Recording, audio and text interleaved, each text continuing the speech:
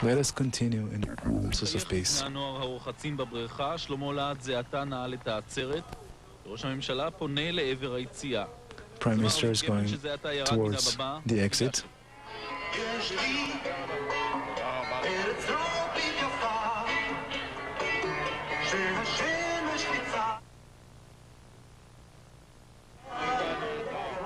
שרת נהדר, אומר רבין לאביב גפן.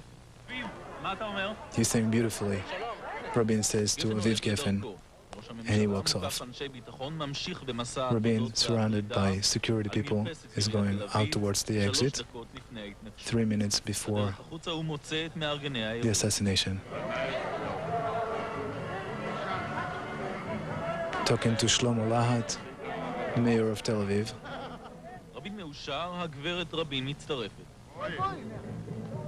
Seeming very satisfied by the whole occasion. 1.5 minutes before the assassination, looking for Leah, his wife. הגברת רבין מתקרבת אל ראש הממשלה, ב-20 המטרים האחרונים לא תמוש ממנו. ועוד מעט, תודות.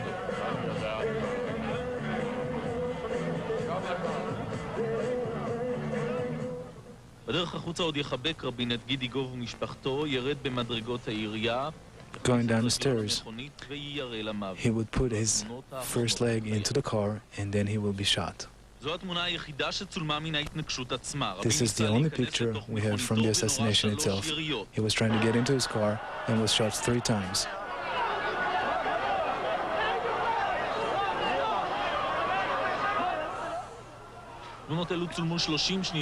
These are pictures 30 seconds after the shooting. The car has already been on its way to the hospital, and the crowd is trying to be, and the police is trying to control the crowd. 3 shots, one that actually killed him, and 2 other shots that hit the security person right behind Rabin. As the news spread all over the square, גופי השמאל, מפלגת העבודה, מרץ ושלום עכשיו הצליחו להביא אל כיכר מלכי ישראל רבבות תומכים, הערכות הן בין 100 ל-200 אלף. estimating about 100 to 200,000 people at the square that night. Everything looked different 2 hours before the assassination. Nobody could believe that a killer would be downstairs waiting for him.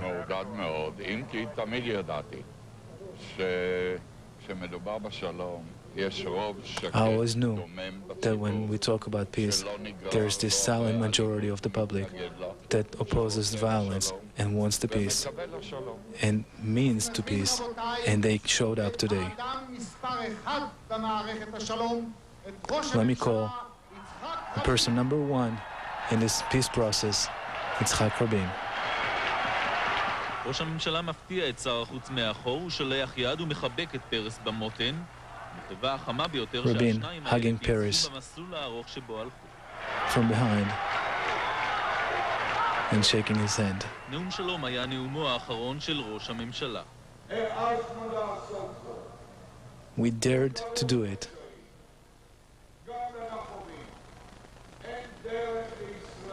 There is no way for Israel without hurting, but we still dare to do it.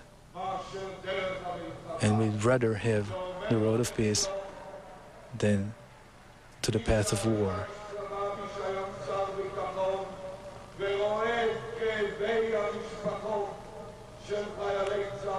I see the pain of the families of the soldiers, and I still go on.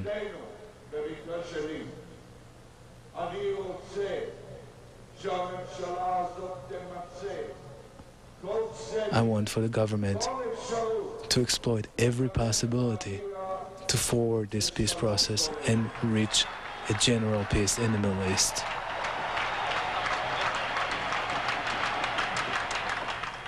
יצחק רבין יורד ממרכז הבמה וניגש אל העמית למלאכת השלום. צחוק הגורל, אנחנו מנסים לגרור אותו למספרים, אבל בריאיון אחרון לפני מותו מקד ראש הממשלה דווקא בגילויי האלימות מצד קיצוני הימין. נלהב. איך ההתרשמות? הייתם למעלה. קצת מן הכלל. ראיתם את כולם. We have a great feeling about the crowd that turned in. מה שפה? What you see here, עשרות האלפים, אם לא יותר. the thousands of people, קובע מספרים. אבל ראית כיכר מלאה. as you can see, הם רק ביטוי. they're only an expression העם שרוצה בשלום. for the whole majority of the nation that wants peace and opposes all this violence that we're having here in the country, inside our country, violence that is trying to ruin the basis of democracy in this country. It is time for the Likud to be less hypocrite about it and become a partner in our process, instead of advocating the violence that they are. רבין לא היה מעולם זמר מצטיין. השיר האחרון ששר He בחייו was never a great singer, and he read the words of the song from a piece of paper. That paper was cut by the bullet that penetrated his body. That was the song for peace.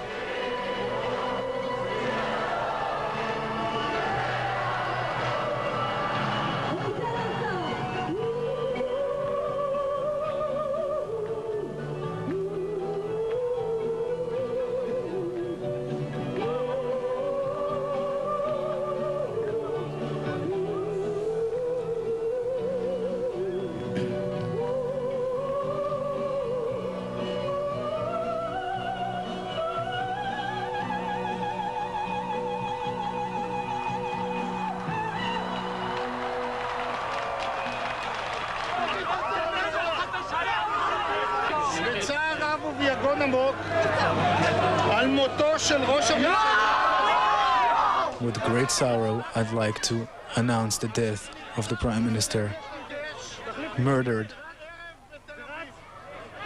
by the assassinator in Tel Aviv. The government will get together in about an hour. It is hard, almost impossible, to sum up his lifelong work. A person who was a fighter, a soldier, a politician, a statesman. He was the conductor for a process that was one of the most important in this region and throughout the whole world. אף אחד, בטח שלא יצחק רבין עצמו, אף אחד לא העלה על הדעת שהשיר הזה, Nobody imagined that this song would be the starting point for summing his lifelong work. מטורף עוד יותר בהתחשב בעשרות השנים שקדמו לו. אני חושב שמה שמעניין שזה דעות קוטביות. I think it's interesting to see that we have opposing opinions. שנים סוערות. And they're either all the way for me or all the way against me. בחייו בהם אינו מעורב באופן משמעותי בגורל המדינה, אם כלוחם, אם כפוליטיקאי. There were very few years throughout his life where he wasn't heavily involved with processes and things in Israel. והנישואים ללאה, אז לאה שלוסברג. יצחק רבין כל העת דבק במה שהוא משוכנע שהוא ההחלטה הנכונה, הצעד הנכון. Always believing that he made the right choices, the right moves throughout his life as a politician and as a soldier. I think we're going in the right way. We have to stick to it. We should not stay away from it. We have to bring everybody together and stop the violence, and even with the violence, I will still go on. עד לפני שנתיים, הרבה יותר מאיש של חזון, של שלום, ניתן היה לסכם את פועלו העיקרי של יצחק רבין כלוחם, כאיש צבא, איש של שדה קרב, אשר כחזה Rabin started as a fighting soldier. גם בימים של עימותים אידיאולוגיים בוטים. מה שאני יודע זה שיצחק רבין הכין את הצבא למלחמה. Rabin has prepared the army to the war and to the victory, the greatest victory we had. back in 67. כמי שהיה מפקד הפלמ"ח, בכלל זה גם במלחמת העצמאות, כמי שהיה רמטכ"ל צה"ל במלחמת ששת הימים, כמי He was the chief of staff in the Six Days War. אחת הסיסמאות שלעולם לא יוכל להשלים איתן יצחק רבין, על כל קור הרוח שבו, היא על היותו בוגד, אחד שהחליט. And one of the slogans he could not accept was people calling him recently a traitor, blaming him that it in treason to the country. What do you mean a traitor? I've never traded anybody. ב-1968, אחרי 27 שנות שירות, עוזב יצחק רבין את הצבא כדי להיכנס לחיים הציבוריים כשגריר ישראל בארצות הברית. הוא שב לכאן עם פרוץ מלחמת יום הכיפורים באוקטובר 73, מלחמה שמחזירה לו הרבה טראומות של שדה קרב שחשב כי בתור אזרח כבר הותיר מאחוריו. הייתה אווירה ממש קשה. It was a heavy atmosphere during 73. And I said, give me a cigarette, and I stopped 3 years of non-smoking. בעקבות מסקנות ועדת אגרנט הוא נבחר להיות ראש הממשלה הצבר הראשון של מדינת ישראל. He was the first prime minister who was actually born in Israel until the government has collapsed over the argument about his wife's account in the US bank account. מלחמת יום הכיפורים, גילוח השכבה הבכירה של מפלגת העבודה, והייתי חבר כנסת I was a member of the parliament 6 חודשים, for 6 months סך הכל, כשנכנסתי לתפקיד ראשות הממשלה. until I became a prime minister. ודאי לא הייתי בשביל הג'ונגל הפוליטי. But I wasn't prepared for the political jungle. In February of 92, after being the Secretary of National Security, the whole party united behind the slogan, Israel is waiting for Rabin.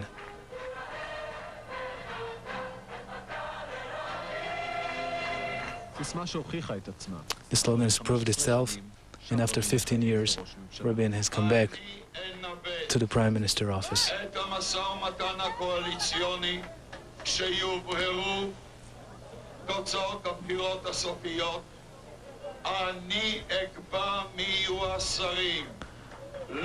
I will be the one to determine who the other secretaries of state will be, and there will not be any argument about it.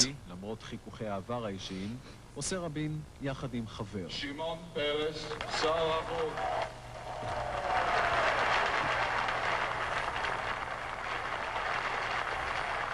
על התהליך הזה, שלפחות בימים אלה, בימים שעדיין הוא מתנהל ואנו חשים אותו על בשרנו, יום-יום, שעה-שעה, לטוב ולרע, This process that we feel every day, every hour, we should not talk about too much. That we would have reached this great moment without the desire for peace in the hearts of both peoples. העובדות ידועות, The facts are known.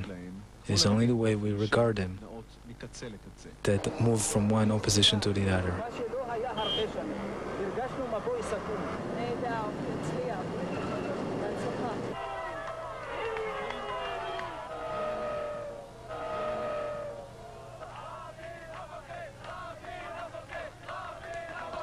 Demonstrators calling Rabin a traitor,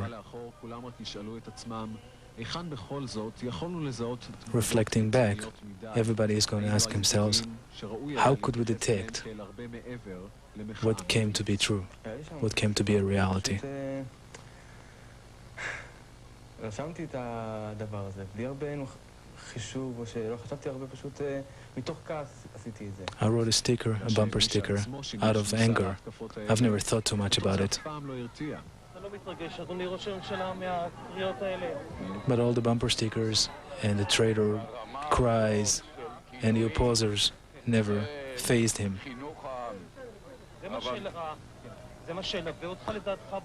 Calling for better education of the people. He said, I don't care about the demonstrators. כך נראה רבין לפני מספר שבועות בכיכר מלכי ישראל. This was a few weeks ago, and this was last night. אלא שביניהם מסתנן גם אחד And among all the hundreds of thousands of people, last night there was one that got in and did דווקא כשנראה היה שסוף the סוף depictable thing. ברגע נדיר יכול יצחק רבין להירגע, שרוח חדשה מעודדת ומניעה אותו, דווקא אז הכל נגמר. An emotional hour. Absolutely, absolutely. You've been watching Israel's Channel 2 here on CNN World Report. We are grateful and indebted to Channel 2. Also our thanks to Jacob Elon and Ashrut Kotler, the anchors of Channel 2. Our broadcaster, Yes. Channel 2 in Israel. In our second hour, as we look at the Middle East and beyond in the aftermath of Yitzhak Rabin's assassination, we'll get reaction from a broad array of international broadcasters from their perspective. Stay with us.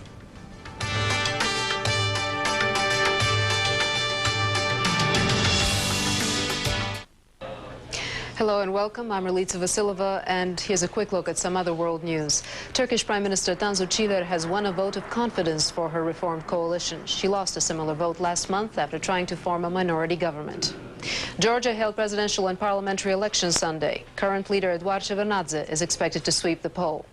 And in Poland, current President Lech Wałęsa faces 12 other candidates in the first round of presidential elections Sunday. That's a quick look at the news. I'm Relitza Vasilova. Stay tuned for more coverage of the assassination of Israeli Prime Minister Yitzhak Rabin.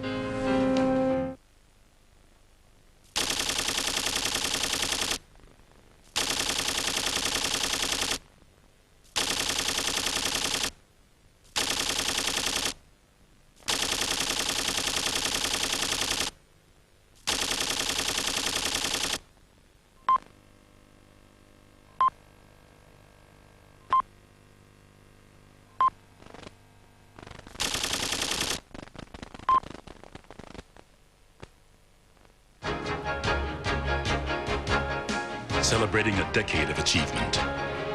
This is CNN International. Recently on CNN Showbiz This Weekend, a discovery that could put Elvis back on the hit parade. Dick Grobe, Elvis Presley's ex-security guard, swears he's found a valuable one-of-a-kind recording of the King. Grobe says he rediscovered the unreleased disc in his garage and believes it's titled Let Me Make Believe a While.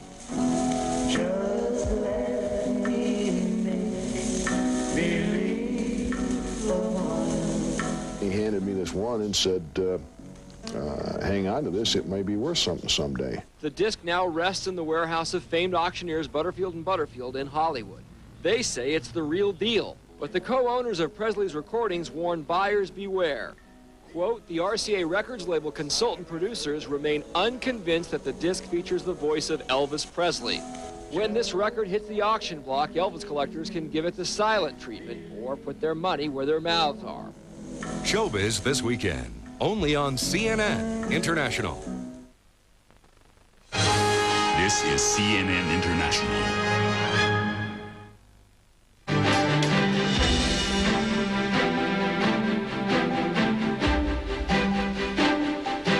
Hello, I'm Catherine Calloway at the CNN Center in Atlanta, and welcome to our international viewers. We will return to the live edition of CNN World Report in just a few moments. Well, as the world knows, it is a day of national mourning in Israel as the country remembers its assassinated Prime Minister, Yitzhak Rabin. The Israeli leader was shot to death Saturday after addressing a peace rally in Tel Aviv. His coffin was transferred from Tel Aviv to Jerusalem Sunday. Later, Israelis from across the country filed past the coffin to pay their respects. Leaders from around the world are headed to Israel to attend the state funeral scheduled for Monday. 4,000 guests have been invited. Minutes before the shooting, Mr. Rabin had been standing before the peace rally, hugging his longtime rival, Foreign Minister Shimon Peres, now the country's acting prime minister.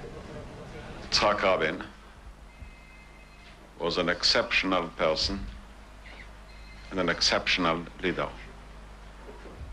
We never had anybody like him, and I'm afraid we shall not have anybody to succeed him completely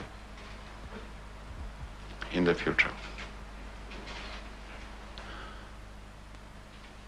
It was a happy day in his life, probably the happiest day in his life. We spent the whole evening together. Never did I see him more happy, more excited. And this programming note, CNN's live coverage of the Rabin funeral gets underway Monday at 5 a.m. Eastern Time. Mr. Rabin will be buried with full military honors on a Jerusalem hilltop. Well, Israeli police sources say the man suspected of assassinating Mr. Rabin had planned twice before to kill him. And security sources say 25-year-old Yigal Amir, a Jewish law student, got close enough to kill by passing himself off as a driver in the prime minister's motorcade.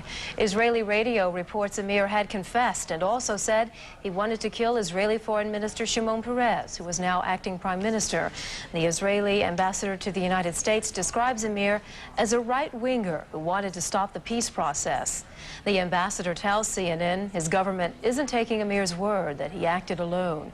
The Reuters news service reports Amir was detained in July for taking part in a confrontation between Jewish settlers and Israeli police in the West Bank. And condolences are pouring in from all over the world. Sunday at the Israeli embassy at Washington, the U.S. President and First Lady signed a book of condolences, and Mr. Clinton wrote, quote, Prime Minister Rabin gave his life to Israel, first as a soldier for its freedom, and then finally as a martyr for its lasting peace. For his example, his friendship to the United States, and his warm friendship to me, I am eternally grateful. And for more reaction on the assassination of Israeli Prime Minister Rabin, watch a special edition of Larry King Live at 9 Eastern Time. And among the guests, former U.S. Secretary of State James Baker and Jean Kirkpatrick, former U.S. Ambassador to the United Nations. I'm Catherine Calloway in Atlanta. We now return to a live edition of CNN World Report with more on world reaction to the assassination of Israeli Prime Minister Yitzhak Rabin.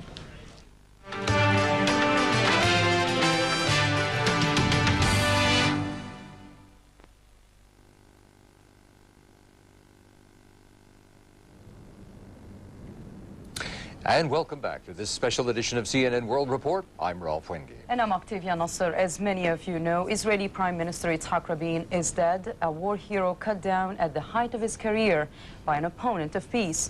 Here on CNN World Report, we'll be bringing you reaction from international broadcasters from their perspective. An originally scheduled CNN World Report special program, Rites of Passage, Rituals of Life, can be seen next weekend. Yitzhak Rabin was a man well-versed in war, but had listened more and more to the poetry of peace. It was that finally killed him, the victim of an assassin unable to accept the new cadence. Joining us now by phone from Jerusalem, where Mr. Rabin's body lies in state, is Steve Edwards of the Israel Broadcasting Corporation. Steve, has it sunk in yet with the people of Israel? Well, Ralph, I think it's a very gradual process. I think people are only just beginning to realize here the immensity of what has occurred. There is a tremendous outpouring of national grief. Tens, indeed hundreds of thousands of people are converging on the Knesset, pay their last respects to the late Yitzhak Rabin. Similar demonstrations of sympathy are taking place at the city square in Tel Aviv, where the tragic assassination took place, and at Mr. Rabin's home in Tel Aviv and at his official residence in Jerusalem. Steve, the thing that we keep hearing over and over again, coming from especially the Israeli people, is what next? What happens now? Is Shimon Peres going to be able to unify not only the government but also the people? Well, Ralph, I think we have to wait a little on this. Clearly at this stage, Shimon Peres is the acting prime minister. He will be called upon by President Weizmann, to create a new government. And that will be a government which will be supported, I understand, by the opposition factions in the Knesset. Mr. Peres faces, however, very daunting challenges. He will have to find a new defense minister. Yitzhak Rabin was, of course, prime minister and defense minister. So he will have to fill that role, find the man to do that. And he will also have to find a new foreign minister, while at the same time tackling the immense problem of a tiny minority in the Knesset. We know that Rabin's policies certainly divided Israel, but just how badly? What is the status now? Well, I think that the kind of national grief that I was referring to before, the need of Israelis from all walks of life, all ages, including many, many, many young people, would indicate to me that the stature of Yitzhak Rabin is only now being perhaps understood by so many people. Rhetoric, right-wing rhetoric in this country had reached unparalleled heights. Indeed, the political struggle had become a very intense, felt and personal and emotional matter for many, many Israelis. Israel is a very emotional society. It's a very volatile society. And I think that a great many things have been said which inflame public passions here to a pitch which allowed this terrible, terrible tragedy to have occurred. Steve, thank you very much for your thoughts. Steve Edwards of the Israel Broadcasting Authority on the phone from Jerusalem. Mr. Rabin shared the Nobel Peace Prize with PLO leader Yasser Arafat for the peace they forged in 1993. It was an uneasy peace, but for them, one full of promise, and it created a special, albeit unlikely, bond between the two former enemies. Arafat expressed shock over Mr. Rabin's death, and joining us now by phone from Ramallah, West Bank, with a Palestinian perspective, is Daniela Khalaf of the Palestinian Broadcasting Corporation. Daniela, thanks for joining us. You're welcome. Good evening. Good evening. Will you please tell us, describe the reaction at your end, please?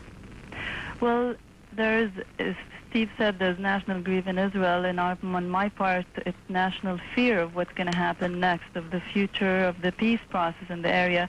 And many people wonder if the Israeli extremists manage to hit the Israeli prime minister and the Israeli defense minister, then what's going to happen to the unarmed, peaceful Palestinians around?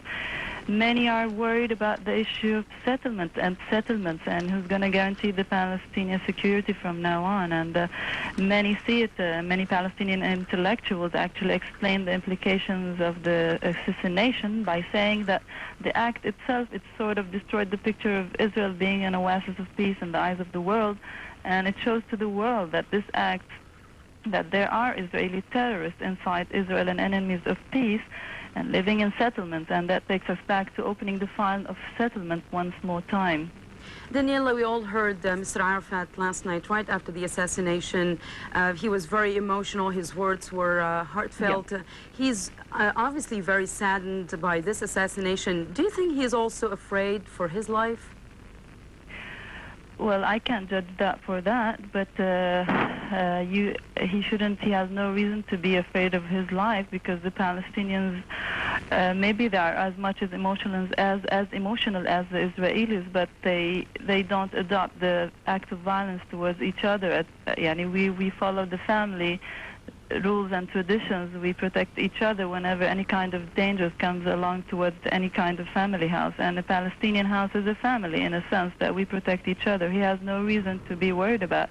And he was right about his feelings, and he expressed them, and he said that he passes his condolences and that of the Palestinian people to the Israeli government and people and to the family of Rabin. And in your area, a lot of people are, of course, celebrating this assassination. Can you describe that to us? Well, I didn't see any kind of celebration. Actually, everyone is living sort of the same life. Actually, the Israeli extremists from the right wing, they are the ones celebrating this occasion. We don't take shame in those sort of things, but we're used to it. With the only difference this time that instead of the bullet hitting one Palestinian, it's just hitting another Israeli, and that's a shock for us. The day before yesterday, just a Palestinian was killed by Israeli soldiers, and by Israeli settlers, and he is 15 years old. And today in Hebron, settlers are hitting stones on Palestinian residents and threatening to kill them. So it's normal scenes that we live every day. It's just the whole thing. It's changed now. The bullets, instead of being directed towards the Palestinians, that's the change. They're directed toward the Israelis themselves, and that's a surprise for us and puts us in a state of shock and a state of demand. What's the security in the region that we're talking about? Very briefly, Daniela, is Mr. Arafat attending the funerals tomorrow? No, the last thing I heard that the delegation of high levels of Palestinians will attend the funeral. All right. That's the latest news we have. Thank you so much for joining us. Daniela Khalaf of the Palestinian Broadcasting Corporation on the phone from Ramallah, the West Bank. And when we continue this special edition of CNN World Report, looking at the life and the death of Israeli Prime Minister Rabin, we'll hear from Nidal Kavalan of the Middle East Broadcasting Center.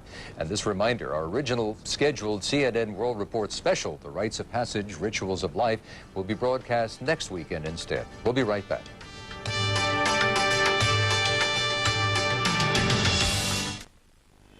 If it's important to Asia, CNN International will cover it, because nobody has a greater commitment to covering the region than CNN. With 6 bureaus strategically located throughout Asia. There isn't anything that can occur in the region that is really out of our reach.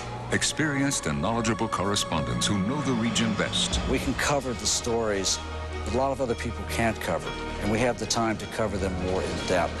With programs that touch on every facet of life and focus on the people who are shaping Asia's future. And that's, I think, a very exciting and very new kind of programming. Inside Asia with Patricia Chu looks at the rich cultures and lifestyles of the Pacific Rim. World News Asia from CNN's production center in Hong Kong reports the news live. And Business Asia provides a complete wrap-up of the day's financial news. From New Delhi to Beijing, Jakarta to Seoul, if it's important to Asia, we'll shed new light on it. CNN International, the world's news leader. Frustration over the stubborn war in Bosnia has... We have given Somalia back to the Somalis. The sluggish world economy has most... The number of Indians carrying the AIDS virus has doubled. Ecological disaster could mean economic... These are the events that have defined our times. These are today's world leaders who are shaping our future. CNN International presents a new weekly program of analysis focusing on the events, the politics, and the issues facing our world. World leaders, newsmakers, and experts provide international perspective and insight on global economics, environmental concerns, and the search for peace in a complex and changing world. Boris Yeltsin win the referendum in your view? Everything indicates that he will. CNN World Affairs correspondent Ralph Begleiter explores all sides of the issues for an international audience when he takes a global view. Saturday, only on CNN International.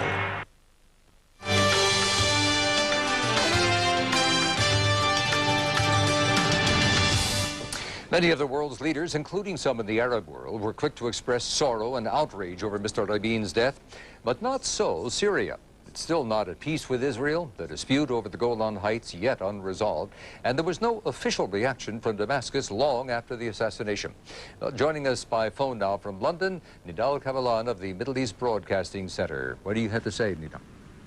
Hello, Rolf. The assassination yesterday of Israeli Prime Minister Yitzhak Rabin has further complicated the already stalled peace process on the Syrian-Israeli track.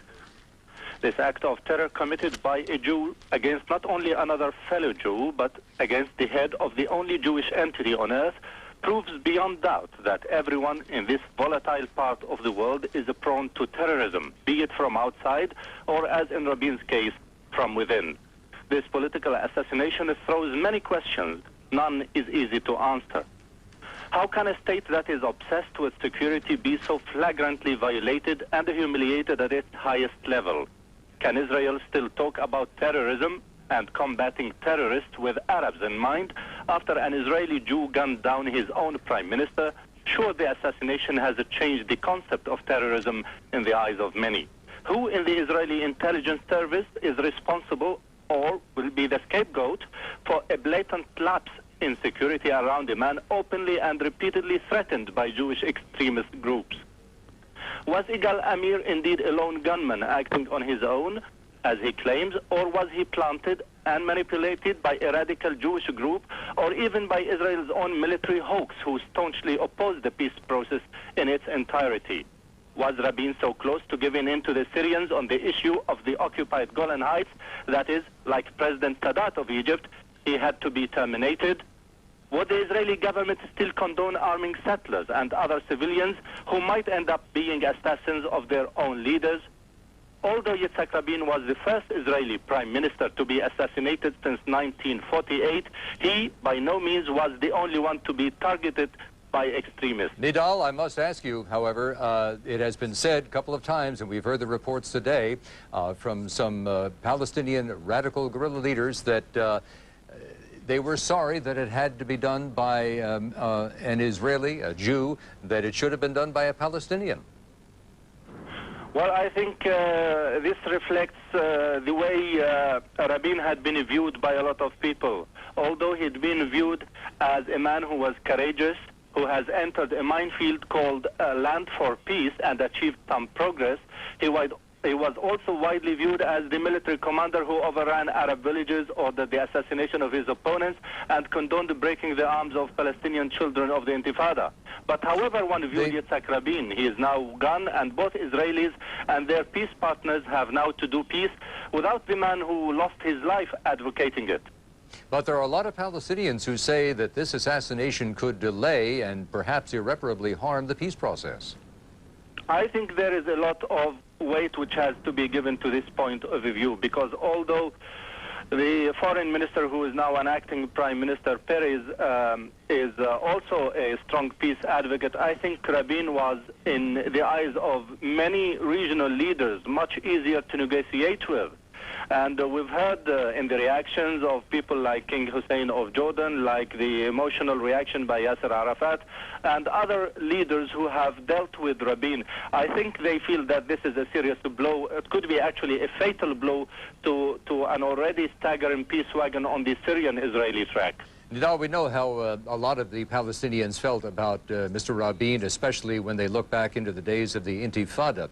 But what about their feelings about his successor now, Shimon Peres, or the acting successor? I don't think they will view him in a more positive way. I mean, those are people, as Daniela Khalaf has said a short while ago, I mean, the Palestinians under Israeli rule have been suffering terribly since 1948 and since 1967, in particular in the West Bank and the Gaza Strip. There are people who've lost relatives, who've been witnessed a lot of terrorism on both sides. It's a two-way road. In the eyes of many people. So I don't think they will view Peres as a more creditable person than they did Rabin. But I think the fact which they all have to accept is that this is a process which is beyond a U-turn, and that they have to do their best to do peace and make peace with the leader of the Israelis. I think the remarks by the opposition, Benjamin Netanyahu, must give them some positive, hopefully, impetus to support these positive views. Quickly, Nidal, one last question. Who will make the next move now for peace? Will it be the Palestinians going to the Israelis, or are they going to sit back and wait for the Israelis to make the next move?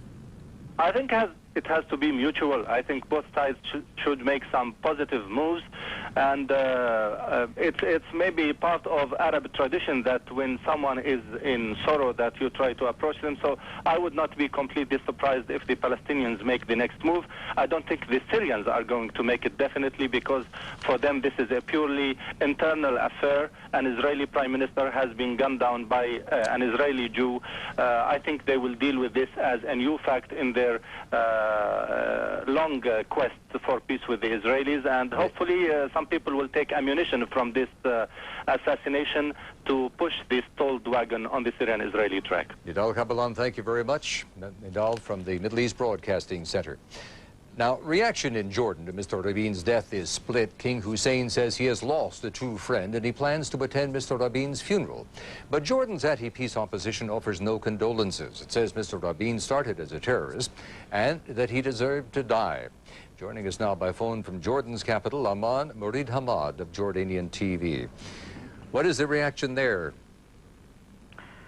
Well, Ralph, Jordan went to bed late last night in a state of shock following the assassination of Prime Minister Rabin. Once reports of the assassination came out, news spread like fire in a haystack, and within minutes people were flicking their TV channels to follow the latest developments. Jordan television interrupted its programs to announce the assassination and later confirmed the death of the Israeli Prime Minister. Tonight, Jordan television announced that it will carry a live transmission of Monday's funeral from West Jerusalem. First reaction came from His Majesty King Hussein, as you said earlier, last night in an interview with CNN. His Majesty said Rabin's assassination was a personal blow and a great personal loss of a true friend and a dedicated colleague. The King denounced the murder and said the legacy left by Rabin will strengthen the resolve of those in the peace camp to forge ahead for a bright future and a better tomorrow. His Majesty will leave to Israel tomorrow to take part in Rabin's funeral. There was similar condemnation from His Royal Highness Crown Prince Hassan, who expressed anger and disgust at the assassination. In an interview with Israeli radio, Prince Hassan also expressed sorrow and later offered his condolences to the family of the late Rabin. Maureen, Excuse me, Maureen. Also expressed. Yes. Yes. Let me ask you about the king, if I may.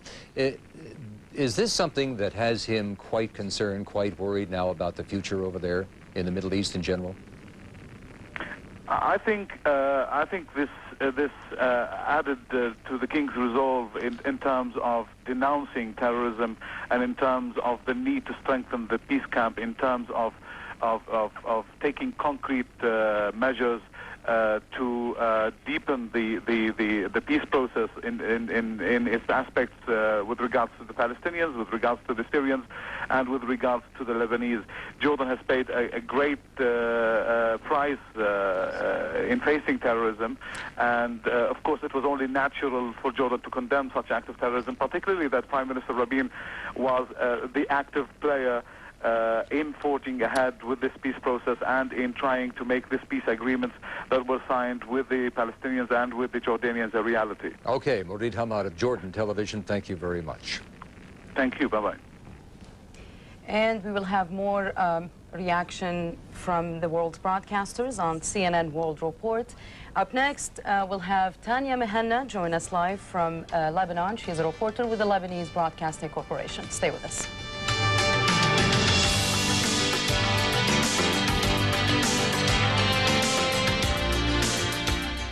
As a public service to those of you traveling on business overseas, Sprint presents Some Sounds of Home.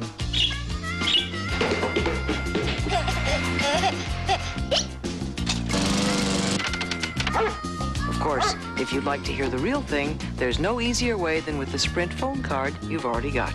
So go ahead, call home. On the other hand, you may want to wait a minute. Just dial the country access number listed in the International Herald Tribune for a Sprint operator.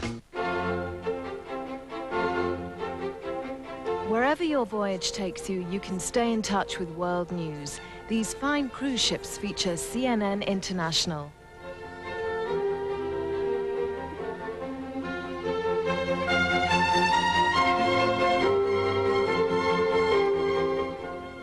For more information about all our partner hotels and cruise ships, see page 300 on CNN Text. If it's important to Asia, CNN International will cover it, because nobody has a greater commitment to covering the region than CNN. With 6 bureaus strategically located throughout Asia. There isn't anything that can occur in the region that is really out of our reach. Experienced and knowledgeable correspondents who know the region best. We can cover the stories that a lot of other people can't cover, and we have the time to cover them more in depth.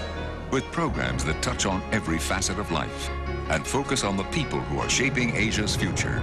And that's, I think, a very exciting and very new kind of programming. Inside Asia with Patricia Chu looks at the rich cultures and lifestyles of the Pacific Rim. World News Asia from CNN's production center in Hong Kong reports the news live. And Business Asia provides a complete wrap-up of the day's financial news. From New Delhi to Beijing, Jakarta to Seoul, if it's important to Asia, we'll shed new light on it. CNN International, the world's news leader.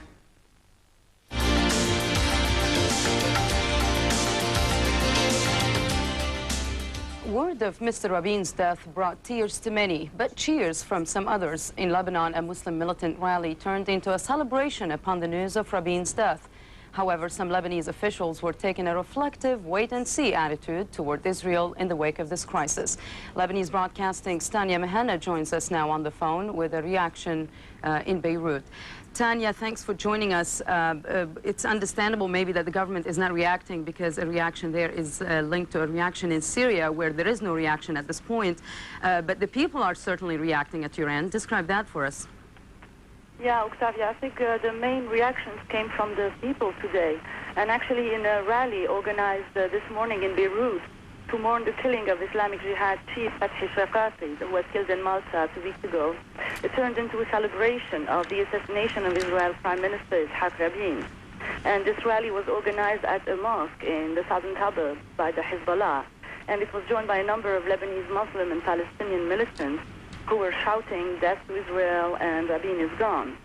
And Hezbollah's General Secretary, Hassan Nasrallah, who participated in the rally, said that they were gathered to mark the tearful news of the death of Shaqaqi and the pleasant news of the death of Rabin that he described, and I quote, as the biggest terrorist and murderer the world has ever seen.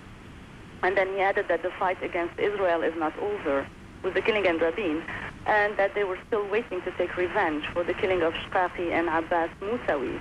And at the same rally that gathered around 5,000 people, Hamas leader in Lebanon, Mustafa al-Lidawi, said that Muslims would shed no tears for Rabin, adding that this remark was similar to the words used by Israel's prime minister when he learned about the death of Fathi Shaqaqi. And commenting on that, the new leader of the Islamic Jihad, Abdullah Shalah, said that the only thing that would match the head of Fathi Shaqaqi would be the head of Jerusalem.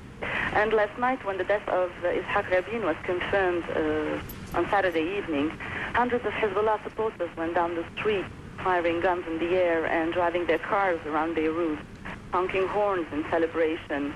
And in the southern suburbs, they distributed flowers to the people, and they were congratulating each other. Tanya, let me ask you this. Tell us how the media is reacting to all this. Well, the Lebanese officials, for example, the Lebanese Foreign Minister Faris Bouez, he said that the assassination of Minister Rabin was a direct result of extremists in the area, and he explained that by saying that it's the consequence of extremism cultivated by the Israeli leaders for many years. And then he added, and I'm quoting again, that the assassination should not cause us as Lebanese to forget what's happening in South Lebanon on a daily basis caused by the Israeli terrorists.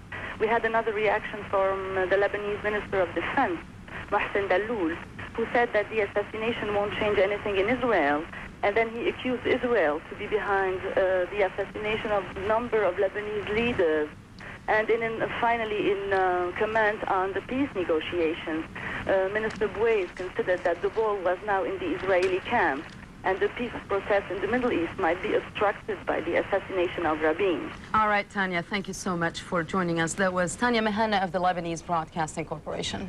And be sure to stay with us as we bring you more of the special edition of CNN World Report, looking at the death of Israeli Prime Minister Rabin from the perspectives of several international broadcasters. And also this reminder, our originally scheduled World Report special, Rites of Passage, Rituals of Life, will be broadcast next weekend. We'll be right back.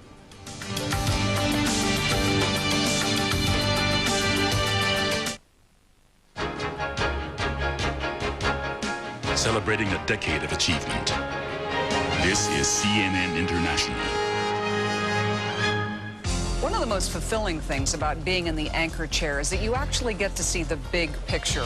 When you're a correspondent, and I did this for a number of years, you focus in on that particular story that you're covering. I can remember the beginning of the Intifada, a terrible time for Palestinians and Israelis. It was gut-wrenching, seeing now that there really is more than just a chance for peace, is enlightening somehow. For me as an anchor, at the time when we saw Yitzhak Rabin shake Yasser Arafat's hand on the White House lawn, it was an ability to see the broad picture, a picture that had so many strands that led to that moment. And I, as a correspondent, had the fortune to cover some of those strands. To see it all come together was an amazing culmination. And that, for me, was really a very fulfilling experience.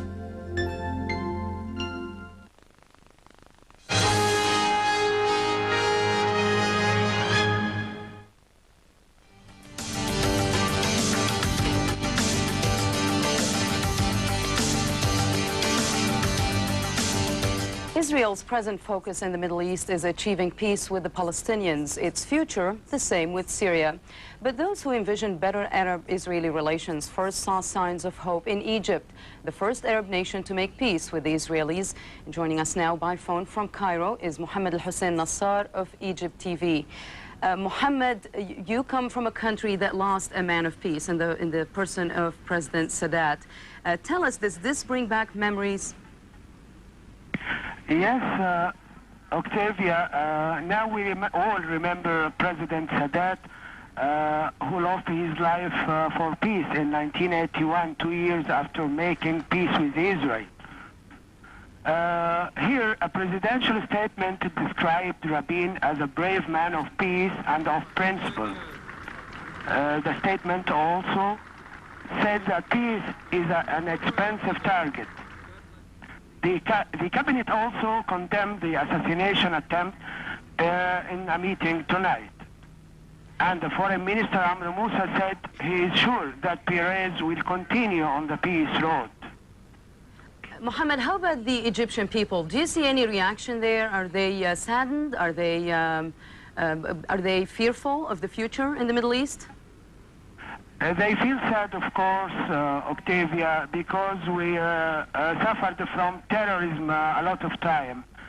You know, Egyptians, if they like Rabin or don't like Rabin, they didn't like to see him going at this critical stage of the peace process.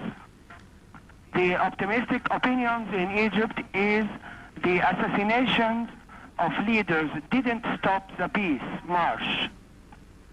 Well, in Egypt, Mohammed, when President Sadat was assassinated, a lot of people feared that peace will never arrive to the Middle East, and yet there were more talks and more prospects for peace that took place in the Middle East after that.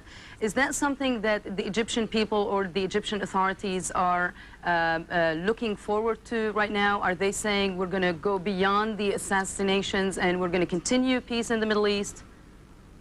Yes, we will continue, and the Foreign Minister Amr Moussa said tonight that Egypt will help Mr. Perez to continue on the same road to achieve peace, complete and comprehensive peace in the region.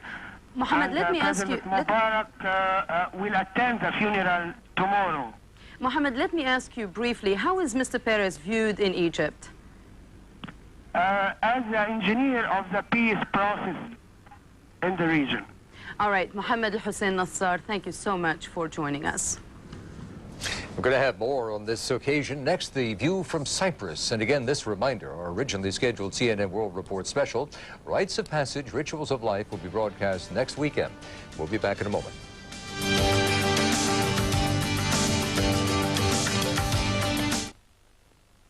Souvent et toujours, je me souviens. So there you are, the most romantic city in the world. C'est le printemps. But on this trip, that special someone by your side is not your wife. It's a cost consultant named Ted. Why not share Paris with someone you truly love? AT&T USA Directed World Connect service makes it simple. Just dial the AT&T access number for the country you're in. Hi, honey. And an English-speaking AT&T operator or voice prompt will connect you fast. Do you miss me? More than you know. It's the least we can do for the weary business traveler, especially when he's visiting the world's most romantic city, accompanied by the world's most unromantic man. Boy, wouldn't you love to come back with your wife? Why? Look for the AT&T access numbers now in the Herald Tribune and USA Today. Je t'embrasse comme dans le temps, la vie de rêve, mon amour. On vit et on rit, au-delà des cieux, une chanson, un simple espoir.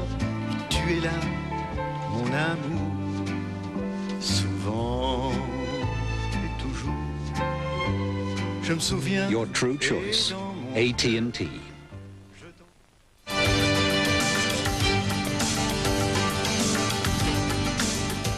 Like the ancient lands of Palestine, Cyprus is a land deeply divided by ancient claims and beliefs.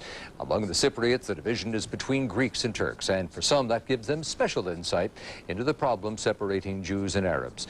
Now, with yet more reaction from our CNN World Report contributors, Vivienne Limbouris-Ladet of the CYBC, and she joins us by phone now from Cyprus.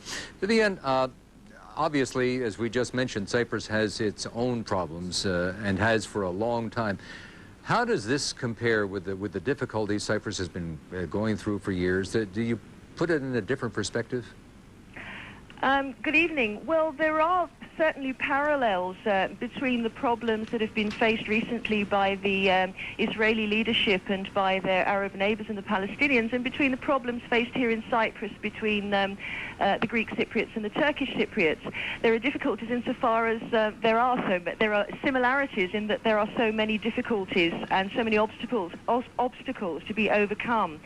And I think what most people here see is that Yitzhak Rabin was a man who had the necessary past in order to be able to have the trust of the Israeli people, the trust in his taking care of their security concerns, in order to be able to go down the path of peace and make the necessary concessions to do so. But as we see now, it was a divided Israel, and there are still many people who were against what he was doing, people of his own country. Indeed, there are, indeed there are in Cyprus opponents to the way that this government and the governments before it have handled the Cyprus problem. There are always those who disagree, but you have to go with the majority in any democracy. Vivian, what about Shimon Peres? How did the people of Cyprus view him? They see him as a great statesman too. I think they see him on a par with the Prime Minister. They believe that he's capable of leading Israel towards peace and of taking over the reins now that Yitzhak Shamir has been lost. And what kind of a role will Cyprus have in the days and the years ahead in trying to forge a unified peace over all the Middle East? Cyprus has always seen itself, and indeed is, a bridge between East and West. Cyprus is Europe's easternmost frontier, and it's also, of course, very close to the Middle East, and in fact, since antiquity, has been a bridge between East and West, and that's the role that Cyprus wants to play in the future, and that's indeed what President Cleridis said at the recent economic summit in Oman. He said Cyprus had much to give in so much as developing its economy is concerned, etc., and the experience it has had since independence and since the 1974 invasion, of rebuilding its economy and the devastation. It feels that it can now give that experience to its neighbors. All right, Vivian, thank you very much. Vivian spoke to us from CYBC on the phone from Cyprus. And stay with us. When we come back, more on the death of Israeli Prime Minister Yitzhak Rabin from the perspective of the world's broadcasters.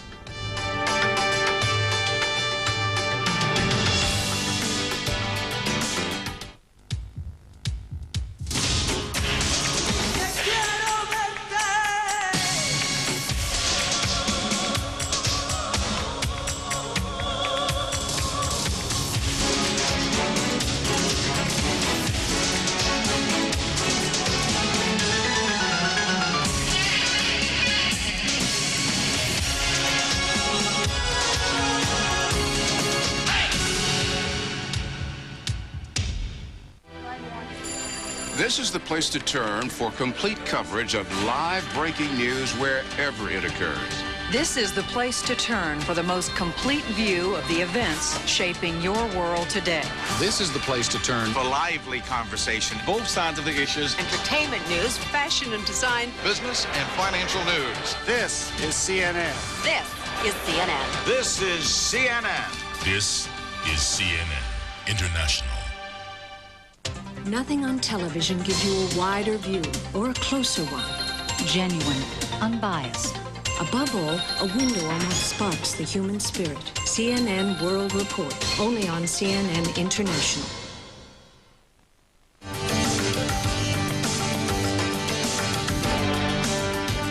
Among the people intimately acquainted with the delicate diplomatic machinations of the Mideast region, the United Nations Secretary General, Boutros Boutros-Ghali. Boutros-Ghali was among many officials at the UN headquarters in New York, stung by the news of the assassination. Steve Whitehouse of United Nations Sullivan joins us now on the phone with more on this. Steve, what did the Secretary General have to say?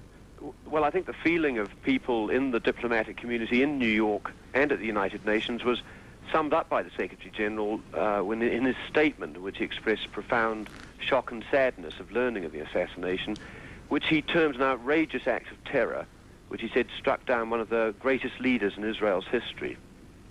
The UN now has a tremendous challenge, does it not, following all of this? Well, I think we have to remember that the UN remains involved in the region in quite a substantial way. There are some 5,000 peacekeepers, blue helmets, still in the region from the Golan Heights to the southern Lebanon.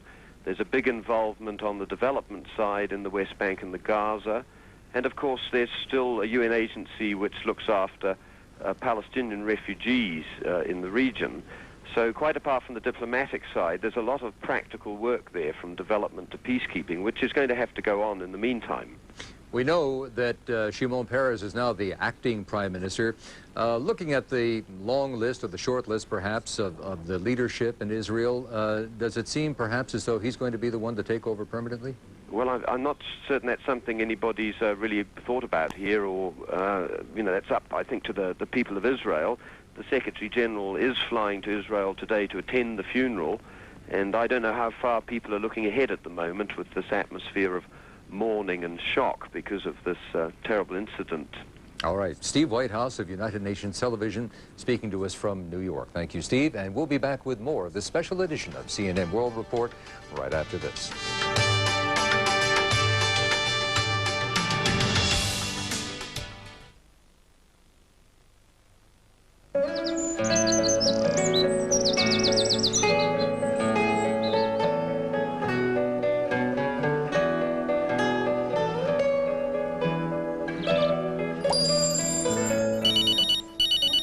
Nokia. Whatever your business, it can save you from a lot of trouble.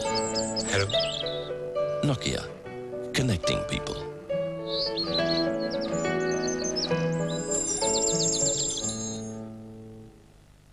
She's in New York. He's in L.A.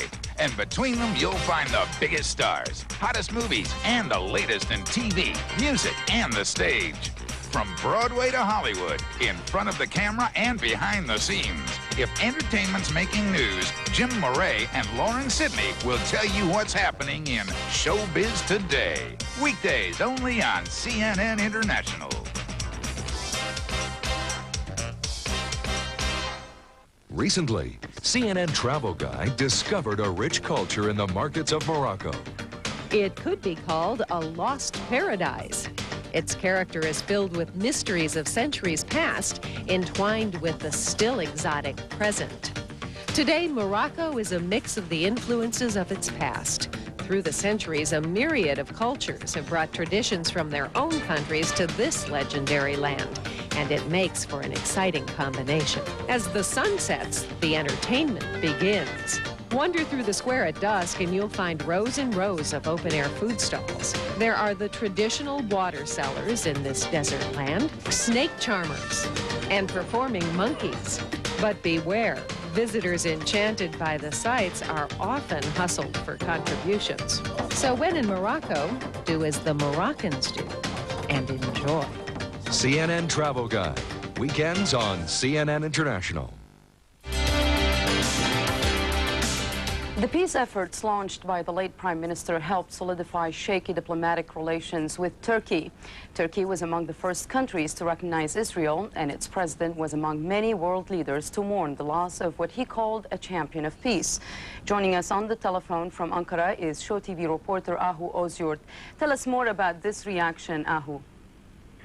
It really was a shock for Turkish people. All newspapers gave the news with big headlines like Rabin assassinated, Rabin killed. One of the biggest daily newspapers wrote, Rabin put himself in the front line for peace and paid a high price. As far as the officials are concerned, all of them expressed deep sorrow. A couple of hours ago, President Demirel had a telephone conversation with President Weizmann and said, Israel lost a very dear son, but he will never be forgotten. Prime Minister Çiller will be attending the funeral tomorrow, and she will take 2 ministers with her to attend the events. Now, President Demirel was scheduled to visit Israel on his first official visit next week. That is obviously canceled.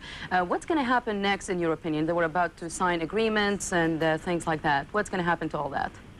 I think it's just going to be postponed for a couple of maybe weeks or months, but Turkey and Israel are cooperating against terrorism, basically exchanging information, technology, etc. I believe we will see this cooperation deepening, and Turkey's participation in the peace process had been limited for a while. I believe we may see an escalation on that, and the ties are going to be strengthening after all this sad event. Ahu, tell me, do you have any reaction to Mr. Peres being the transitional prime minister right now? not an official reaction, but he, in the media, he's always been admired as a visionary, as a peacemaker. So he's pretty much favored in Turkey. Not many people want to react officially at this moment, but apparently he's seen as a positive figure in the peace process. All right, Ahu Özgür of Show TV in Turkey, thank you so much for joining us. And we'll be back with more of CNN World Report right after this.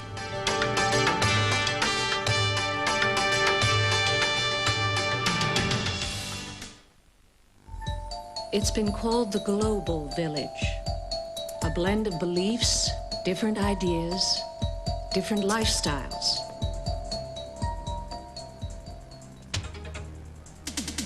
But the news you hear about the rest of your world is what most networks think you should hear. Only one program lets you decide what's important, with reports from journalists who live out the story instead of outsiders who look in. Nothing offers a wider view or a closer one. Genuine, unbiased, and above all, a window on what sparks the human spirit.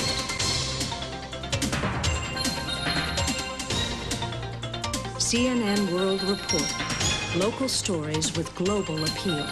Only on CNN International. Frustration over the stubborn war in Bosnia has... We have given Somalia back to the Somalis. The sluggish world economy has most... The number of Indians carrying the AIDS virus has doubled. Ecological disaster could mean economic... These are the events that have defined our times. These are today's world leaders who are shaping our future. CNN International presents a new weekly program of analysis focusing on the events, the politics, and the issues facing our world. World leaders, newsmakers, and experts provide international perspective and insight on global economics, environmental concerns, and the search for peace in a complex and changing world. Boris Yeltsin win the referendum in your view? Everything indicates that he will. CNN World Affairs correspondent Ralph Begleiter explores all sides of the issues for an international audience when he takes a global view. Saturday only on CNN International.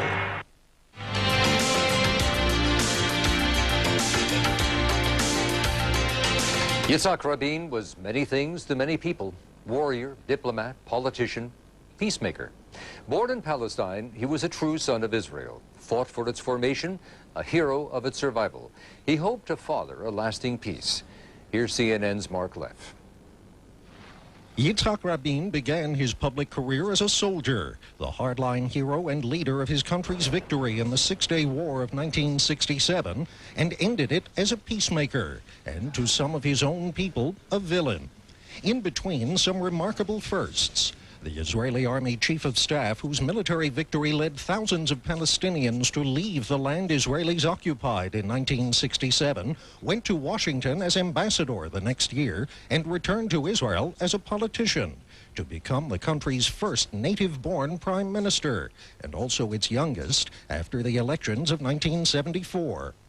Under pressure from the United States, he negotiated one of several agreements returning part of the captured Sinai Peninsula to Egyptian control.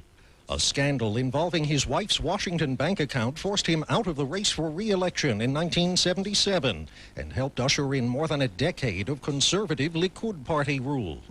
As defense minister in the compromise government of the mid-80s, Rabin pulled Israeli forces out of most of Lebanon and applauded a visit to Morocco by his longtime Labor Party rival, Shimon Peres. And it is possible to talk directly between leaders of Israel and Arab countries.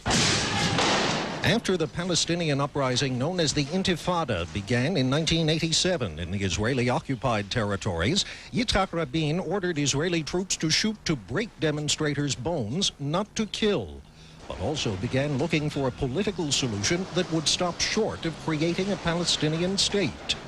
By the election of mid-1992, the political tide in Israel had turned in Rabin's favor. He has some kind of credibility, you know, from his past. I'm prepared to give him a chance. and Israeli voters returned Rabin to the Prime Minister's office. I believe that within 6 to 9 months, it will be possible to reach an agreement with the Palestinian delegation about the establishment of autonomy. The difficult negotiating process that followed led to the signing of an agreement in Washington that took 15 months, and to a reluctant handshake with a man he'd long called a terrorist, now his new Palestinian peace partner. The agreement had its price, violence on both sides. But as Egypt observed the 20th anniversary of the Yom Kippur War, Rabin, Yasser Arafat, and Egypt's president were pushing on with negotiations. There were also honors. For Yitzhak Rabin, a share of the 1994 Nobel Peace Prize, and more agreements on new links between Israel and Jordan that would lead to a formal peace, on Israel's withdrawal from the West Bank. We should not let the land flowing with milk and honey become a land flowing with blood and tears. Don't let it happen. And just a month ago, the world watched yet another signing ceremony in Washington, bringing Yitzhak Rabin closer to his goal of peace with a longtime adversary, but no closer to fulfilling a wish he'd expressed a year ago. And that finally no one will photograph our handshakes. It will have become part of the routine of our lives. Israeli Prime Minister Yitzhak Rabin, dead at 73. Mark Leff, CNN, reporting. And that's our program, a special look from the perspective of the world's broadcasters at Yitzhak Rabin. I'm Ralph Wenge. And I'm Octavia Nasser. Thank you for joining us here on CNN World Report. We have this final reminder. Our originally scheduled CNN World Report special, Rites of Passage, Rituals of Life, will be broadcast next weekend. We'll see you then.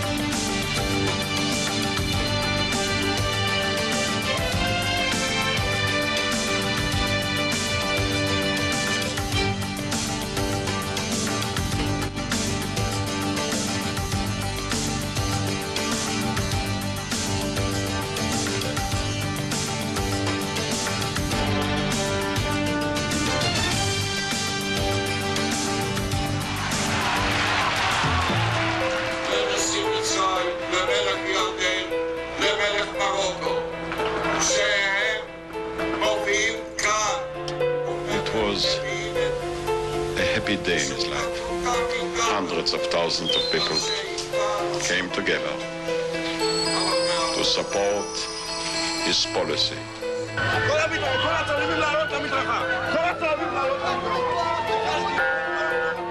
The government of Israel announces with shock that the Prime Minister was dead, shot by an assailant in Tel Aviv this evening. The degree of venom which was felt against Mr. Rabin for making peace with the Palestinians. Someone went so far as tonight as to assassinate and kill the Israeli Prime Minister to make that point. I'm shocked, like all the people of Israel, at the horrible crime that was committed today. And the people who did this are beyond the pale, and they have to be put there and kept there. But I think equally that it's a time for all the people of Israel and all men and women of goodwill around the world to try to come together at this hour of grief, at this horrible tragedy that has befallen the people of Israel, and try to unify, try to restrain the debate.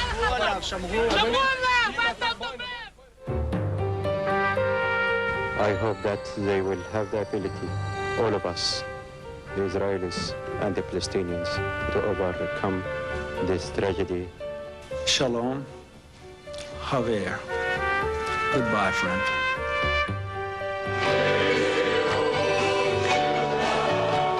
Tonight, he participated in singing the song of peace. The bullet hit the song together with his body. You can tore a song, you can hit a body.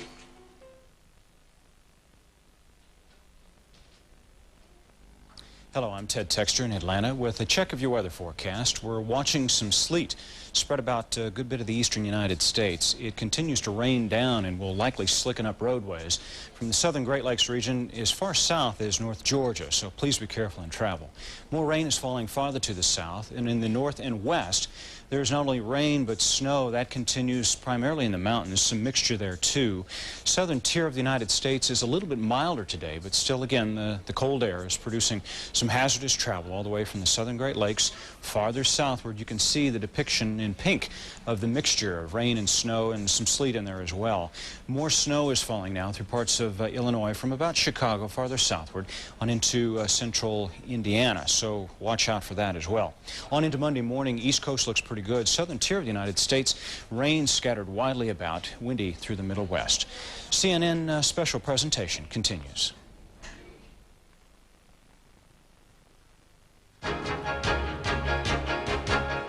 Celebrating a decade of achievement. This is CNN International.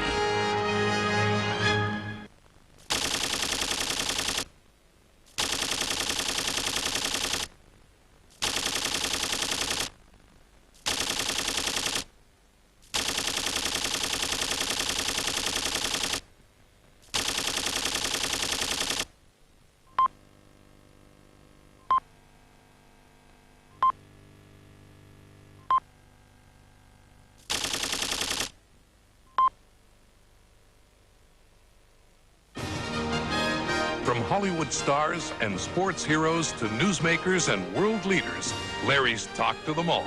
How many shows, how many guests, who's counting? After 10 years of remarkable interviews and memorable moments, he's the king of talk. Hey, I still feel like a kid from Brooklyn. Oh, Larry. Larry King live on CNN International. Wait till you see the next 10 years. This is CNN International. It's been called the global village. A blend of beliefs, different ideas, different lifestyles.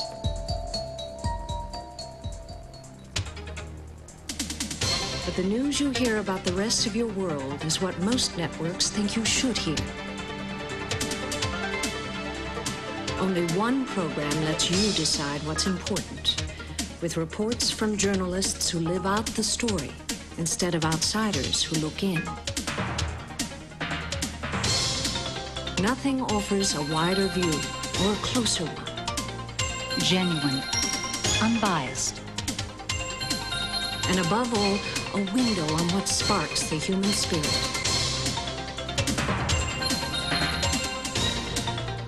CNN World Report.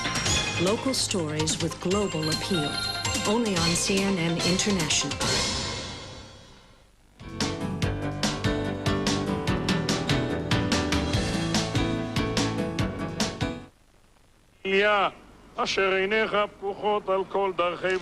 The coffin of Yitzhak Rabin lies in state in Jerusalem as Israel mourns its assassinated leader.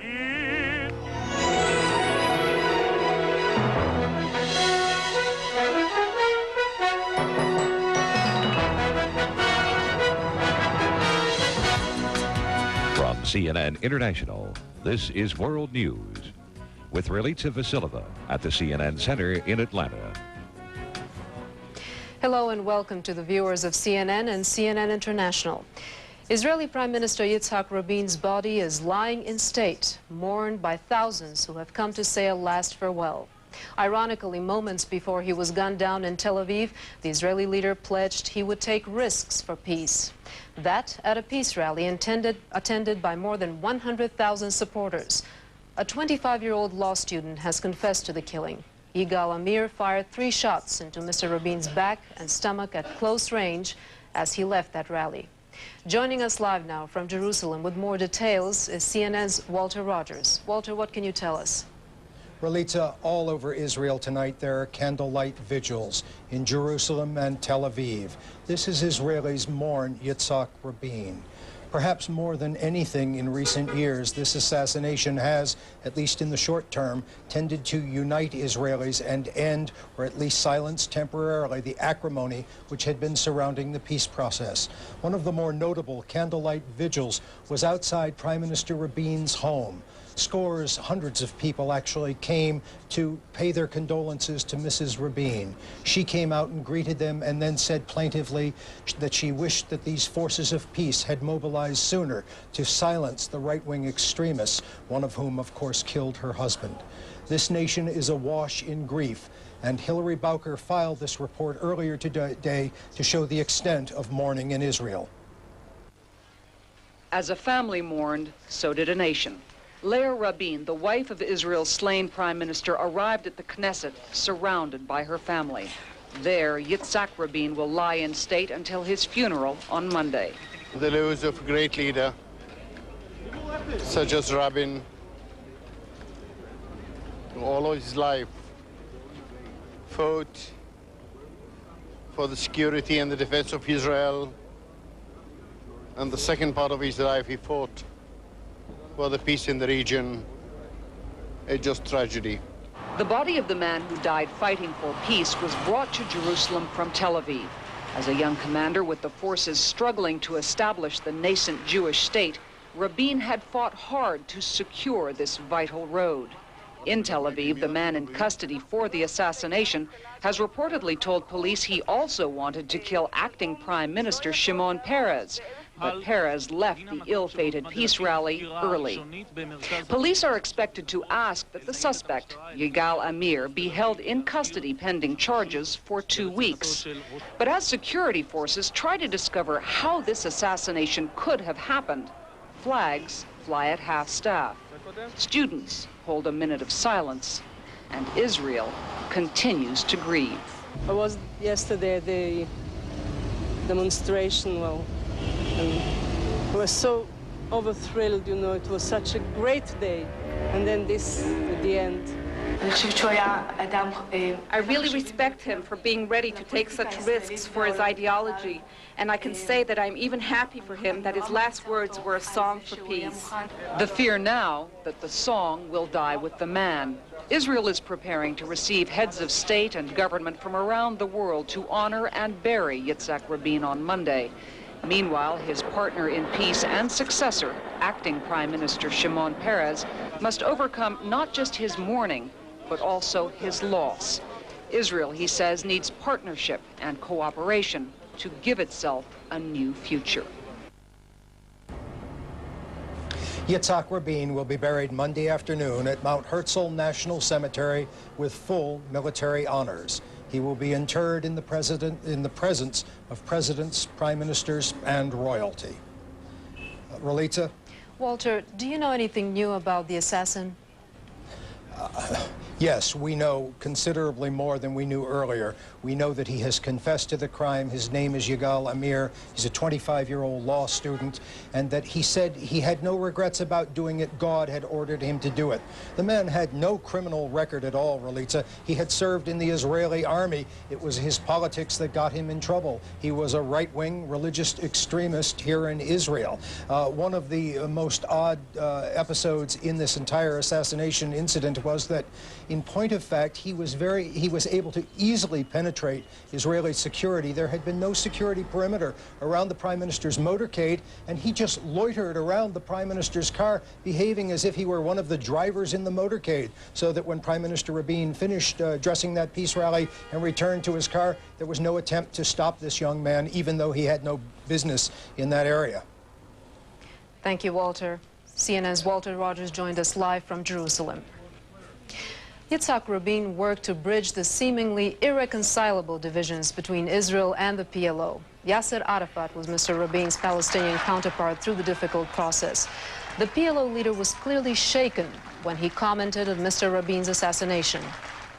I am very sad and very shocked for this awful and terrible crime against one of the brave leaders of Israel and the peacemakers. I hope that they will have the ability, all of us, the Israelis and the Palestinians, will have the ability to overcome this tragedy. PLO officials say Mr. Arafat will not attend Monday's funeral because of security concerns.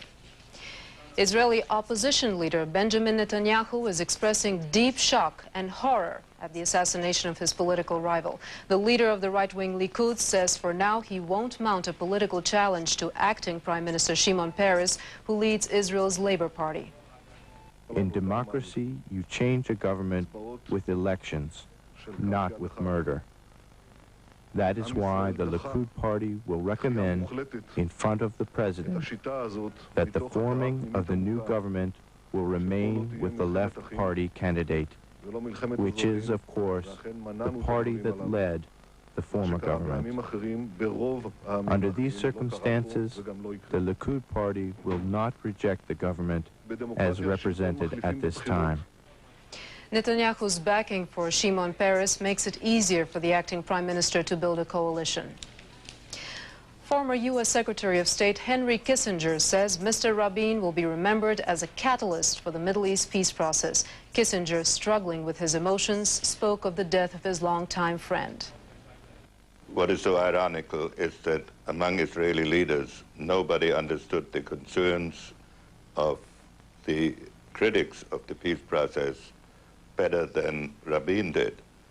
But he had come to the conviction that the peace process reflected the necessities of all sides, that there had a balance had to be established between Israel's security and the self-respect of its Arab neighbors and the population that lived under its rule, and between military strength and international support. And once he had fought his way through to that recognition, which did not come easy to him, and I've known him for 30 years, then peace became his vocation. Kissinger says the death of the Israeli prime minister will leave a huge leadership void in the Middle East, and we will bring you that interview in its entirety in an hour's time. Expressions of grief have been pouring in from world leaders. From the Kremlin to the Vatican, there were swift condemnations of the assassination. Many leaders are planning to attend Mr. Rabin's funeral in Jerusalem on Monday.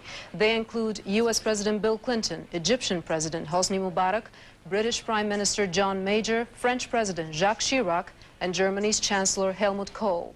CNN's Richard Blystone has more on reaction around the world to the death of the Israeli Prime Minister. In France, the assassination spurred debates on the street.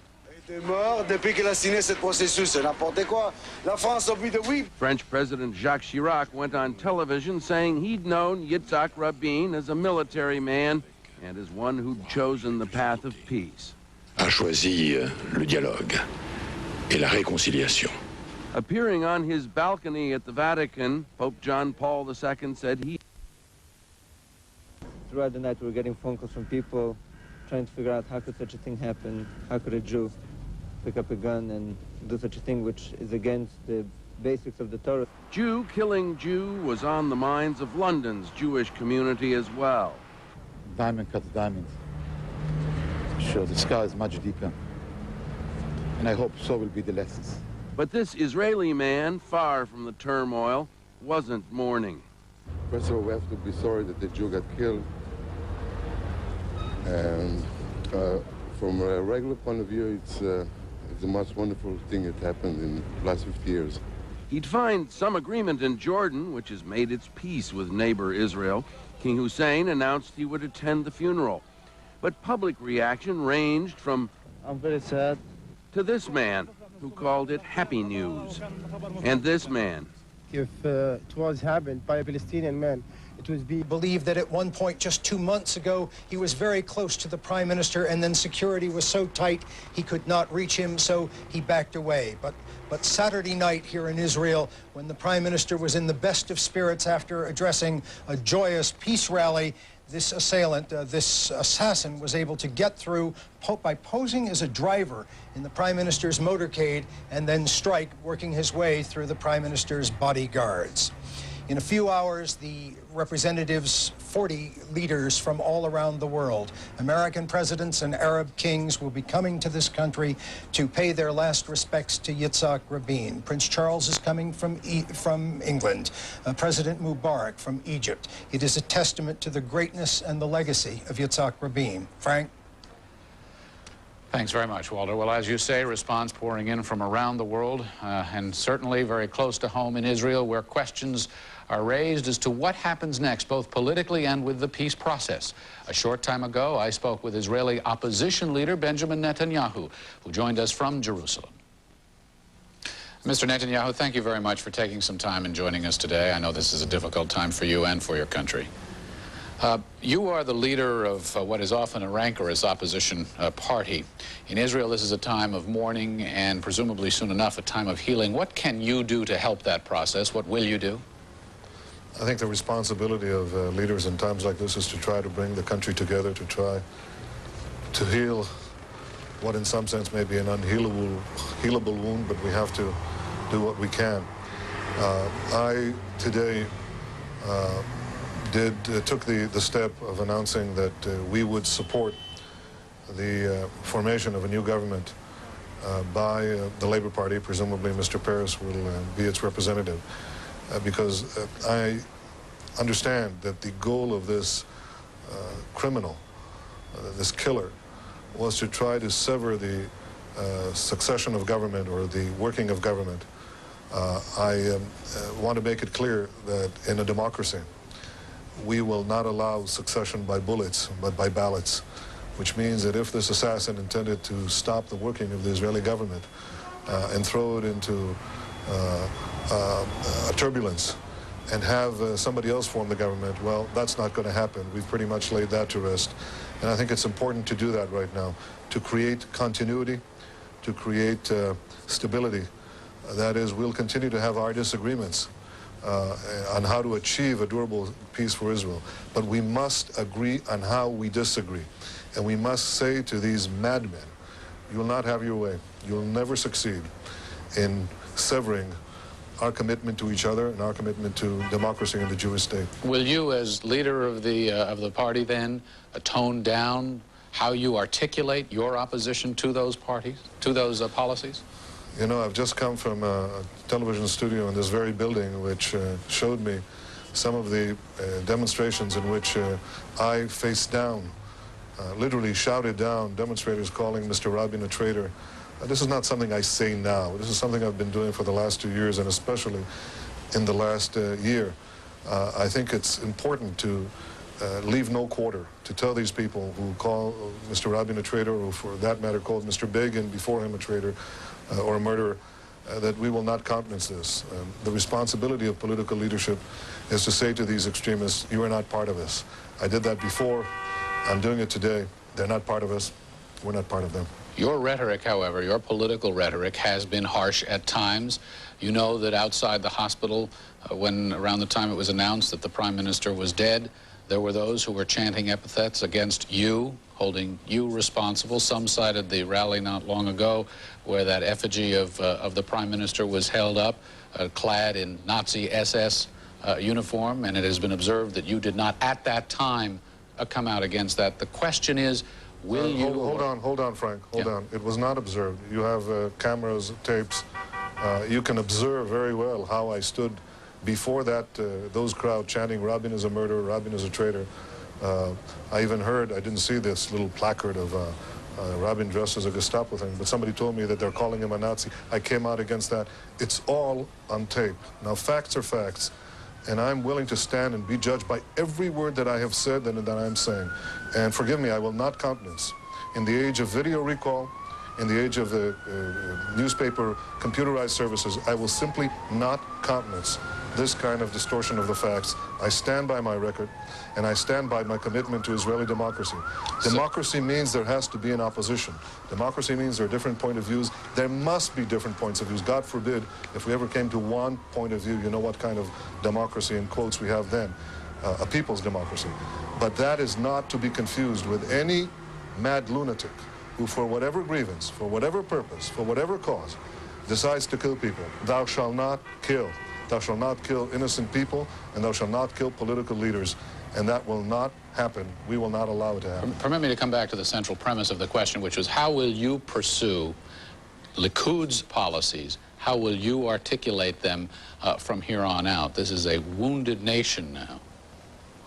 Indeed it is, and I think it's a different country from before. I will do what I can to bring a process of healing, and I expect that to happen on both sides. I think all political leaders must avoid the temptation to finger point, to try to stigmatize.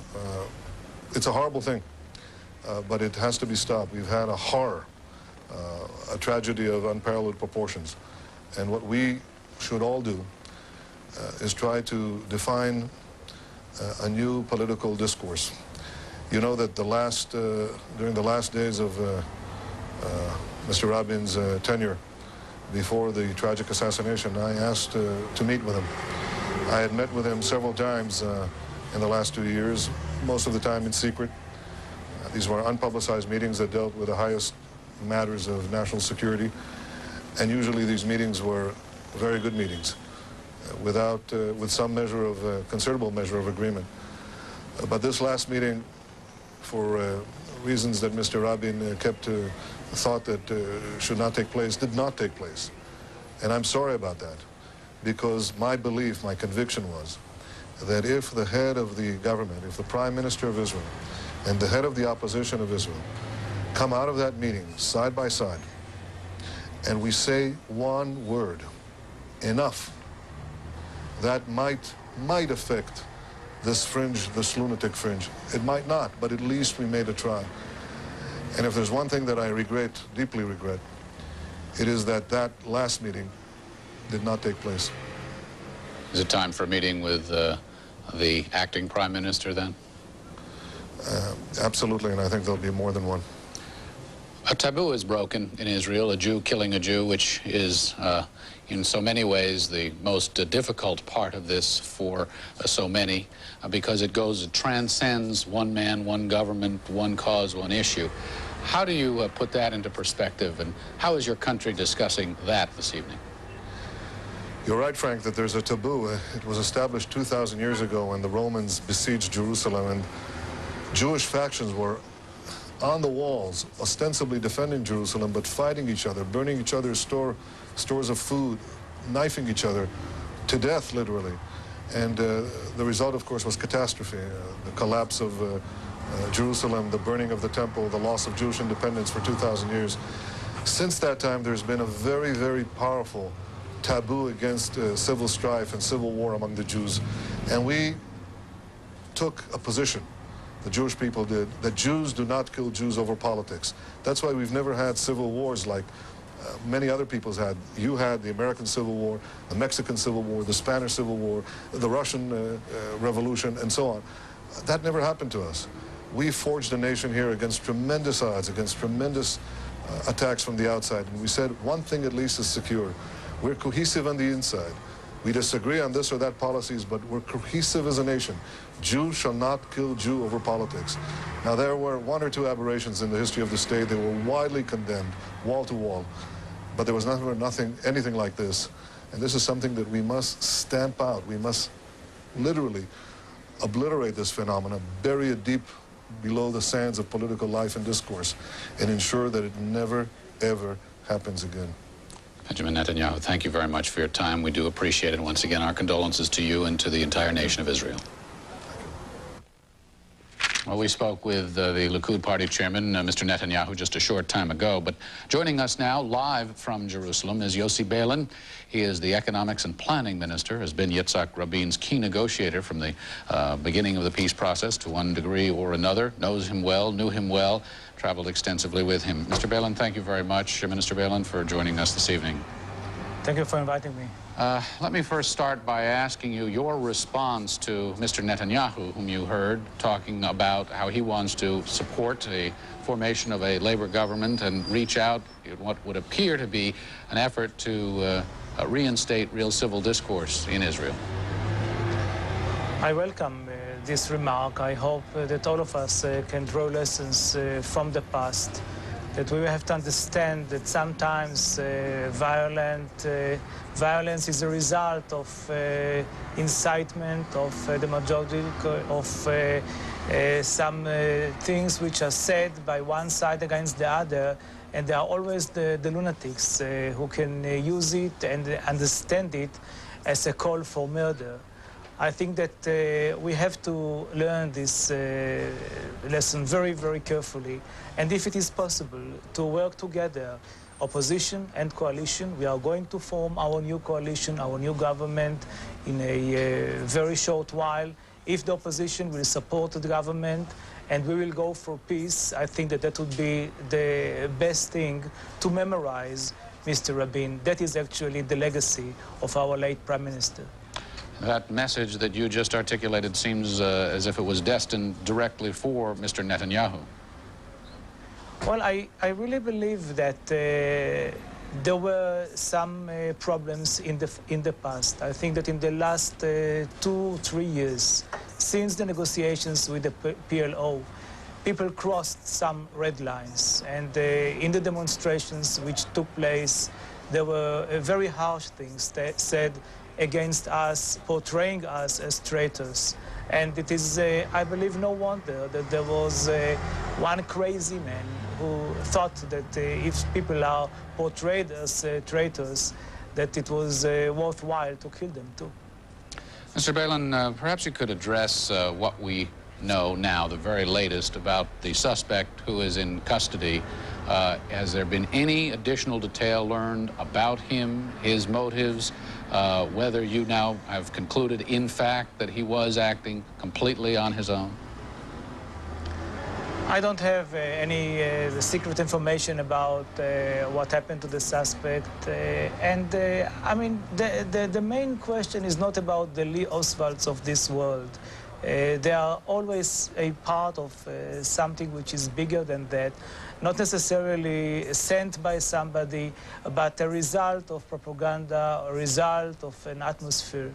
And I think that here the main question is, of course, for the investigation, for the police. They will find out what exactly motivated him, but he did not hide anything. I mean, he said that I understood that Rabin betrayed his country and I decided to take his life. It is said that when John Kennedy was killed, was assassinated in the United States, that the United States lost something of its idealism and even its innocence. Israel is not a country that has been allowed to have a great deal of innocence because of its history. However, something has changed here. How do you view this as an epic turning page in Israel's history? Of course, it is premature to judge it and to tell you exactly what would be the ramifications of this tragedy. But I can tell you, I came just yesterday from New York, and I walked in the streets of Jerusalem. I saw the hundreds of thousands of people who went to the coffin of the late Prime Minister. And I said to myself, this is actually Israel. It has not changed. Actually, what we want to say to ourselves is that one lunatic will never change us. It is a country with a mission. It is a country with ideology. It is a country which would like to change its life, to normalize its life, to have peace internally and with our neighbors, and we will continue to do that in the future. It has also been said that as far as the peace process itself is concerned, that prospects would be limited past February or so because of the normal election cycle. Now this. What do you see as the prospects for making real advances toward peace? And of course, we're talking about Syria and Lebanon, most particularly Syria here, in the months ahead. Well, right you are, because with the Palestinians we will proceed according to the accord which was signed in Washington. The big question now is whether or not we are going to have comprehensive peace, which means also peace with Syria and Lebanon. I hope that it is still possible. I hope that the Syrians will understand how serious we are in our wish to make peace and what are the sacrifices that we are ready to pay in order to have peace. I think that Syria is in a way now in a corner while the whole Arab world is ready to make peace with us, and we saw it just last week in the Amman conference. We will see it also tomorrow when so many Arab leaders will participate in the funeral of Mr. Rabin. I hope that the Syrians would not prefer to exclude themselves from this club of peace and will join it. Even at that point, we are ready to go forward. The new Prime Minister will do whatever he can in order to accelerate the peace process. And if the Syrians and the Lebanese would like to have peace with us, they will find an open partner.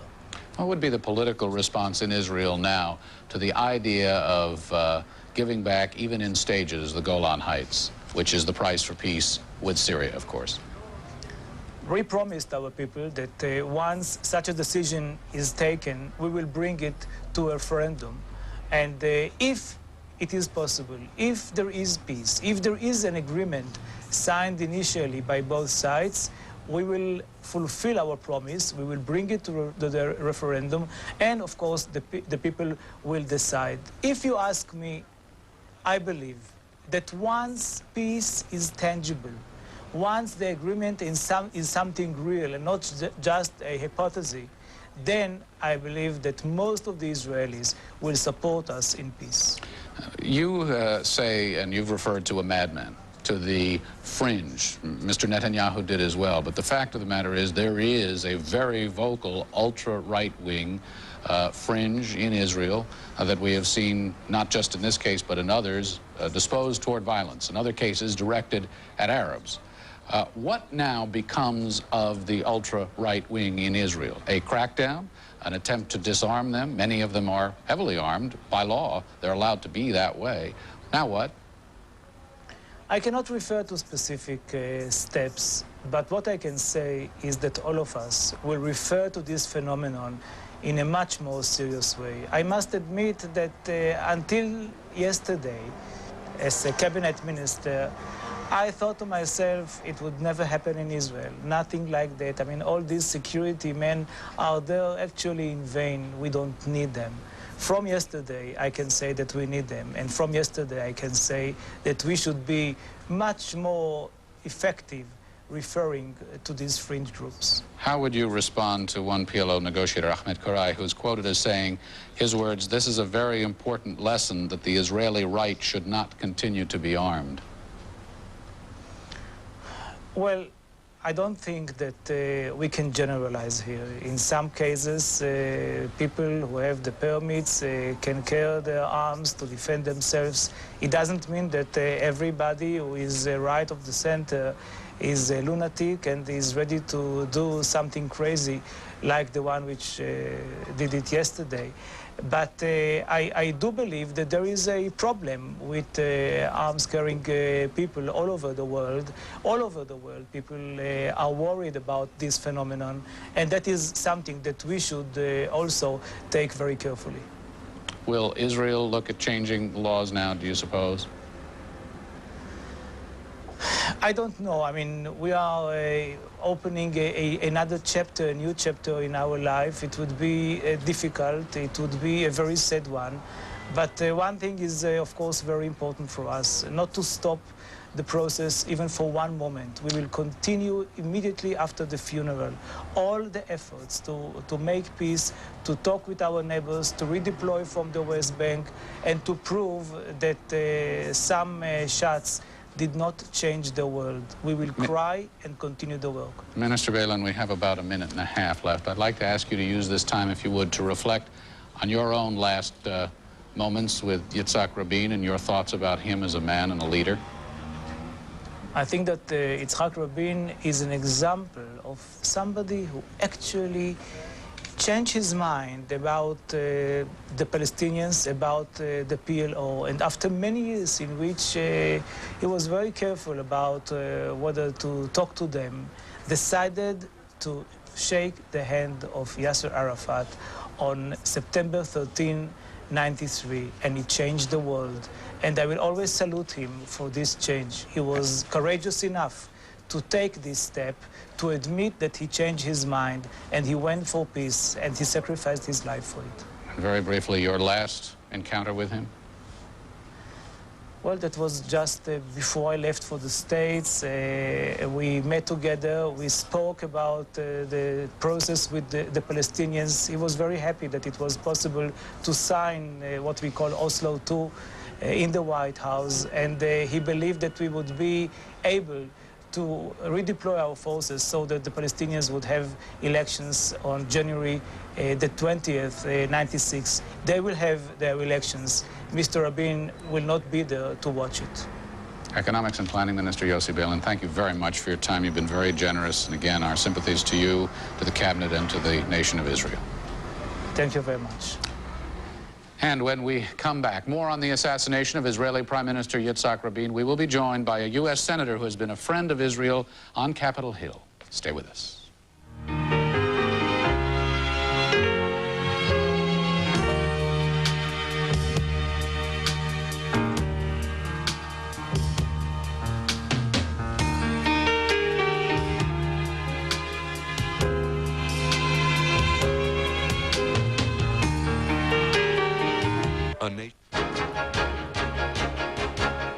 Celebrating a decade of achievement. This is CNN International. Go inside the world of CNN on your PC with CNN Online. Join in on viewer forums, discuss issues with CNN personnel and experts. It's all a part of CNN Online. Call the toll-free number in your area for a free CompuServe membership kit. Local call rates may apply and availability is restricted in some areas. For more information, turn to CNN Text, page 185. Then go online with CNN Today. Nobody covers all the action. Nobody gives you all the scores. And nobody reports the story like World Sport. The reigning champion and a former champion led the way. Watch for frequent updates and complete half-hour wrap-ups of the day in sport. Only on CNN International. Nobody covers the world of sport like the people who cover the world. CNN International.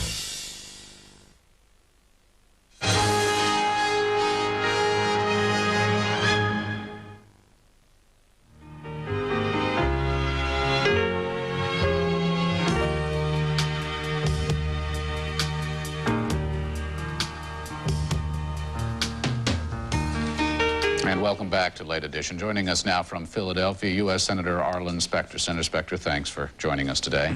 Glad to do it, Frank. You knew Prime Minister Rabin. You did some business with him. You had something approaching a cordial relationship. I wonder if you might reflect on some of your encounters with him and your attitude, feeling toward him.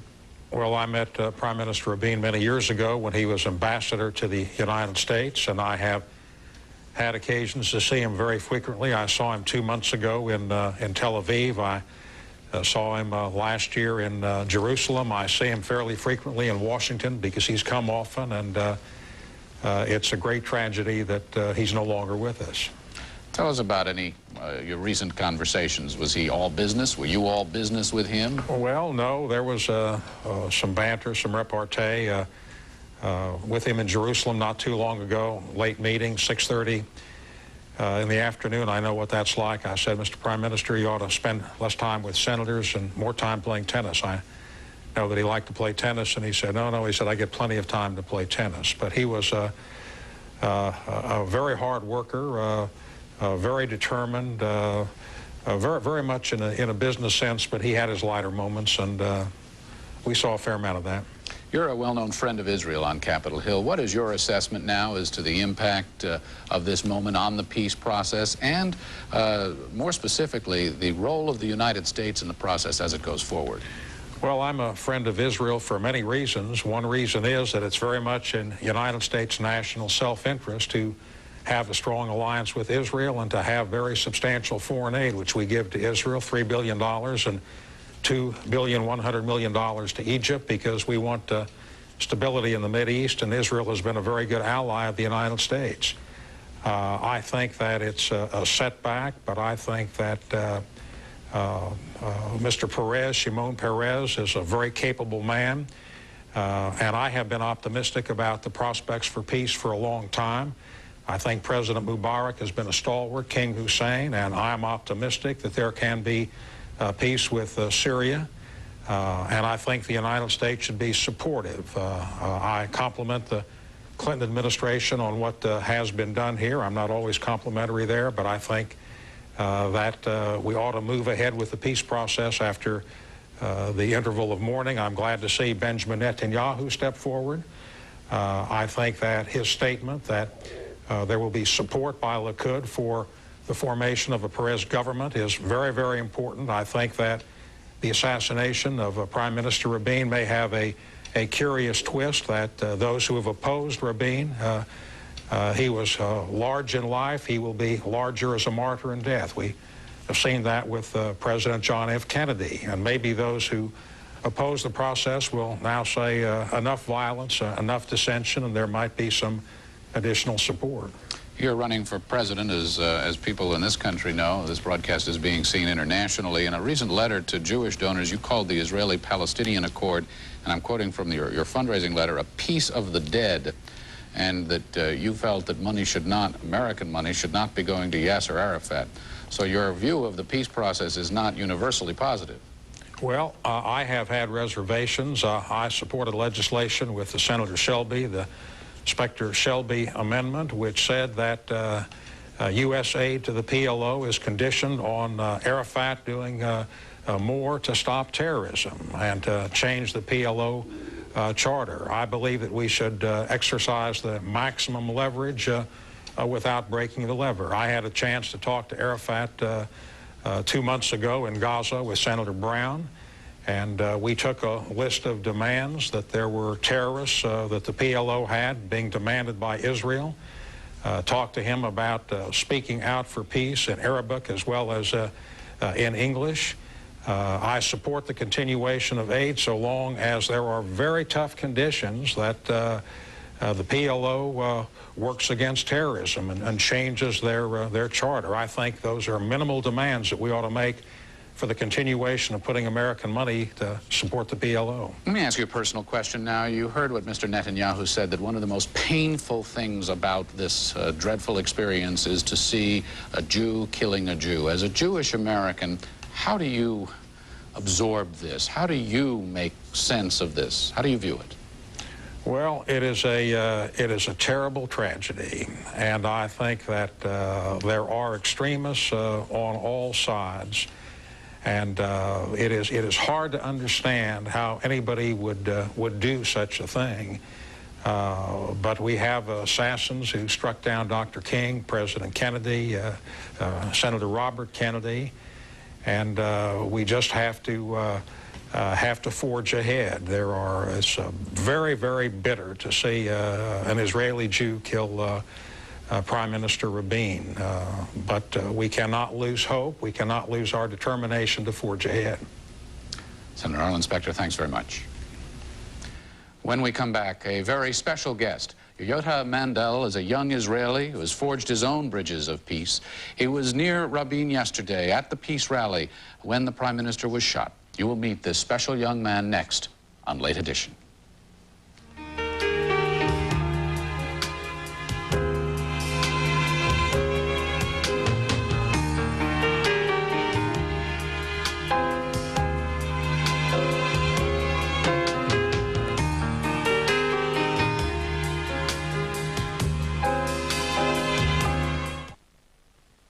His job is very demanding. I think it depends on me to be supportive. I don't see as much of my husband as I would like. I'm proud of him. He does work hard, very hard, but understand, you cannot turn a company around overnight. We always see him at weekend. You cannot be everywhere. If you want to change your company, changing your communications would help. Call AT&T, because life's too short. However far we've come, we can always go further. Global communications. Light bulbs that last longer. Shavers that shave closer. Philips believe there's always room for improvement. If we can help you find your way, broaden your view,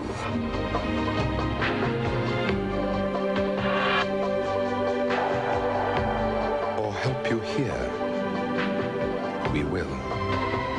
If our technology can advance medical science,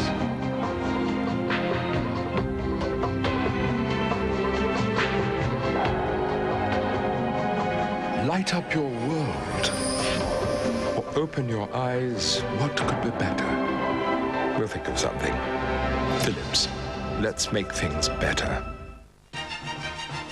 You can do it, you can have it, you can be it. And now motivation master Tony Robbins shows us a new way to say it on the next Larry King Live, only on CNN International.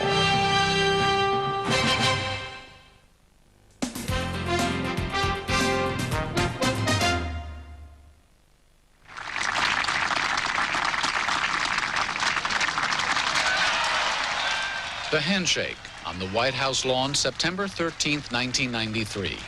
So many dignitaries were there, so much hope. Among those in attendance, a group of kids, Arab and Israeli, witness to history. They come to the U.S. each year to make friends, to make peace.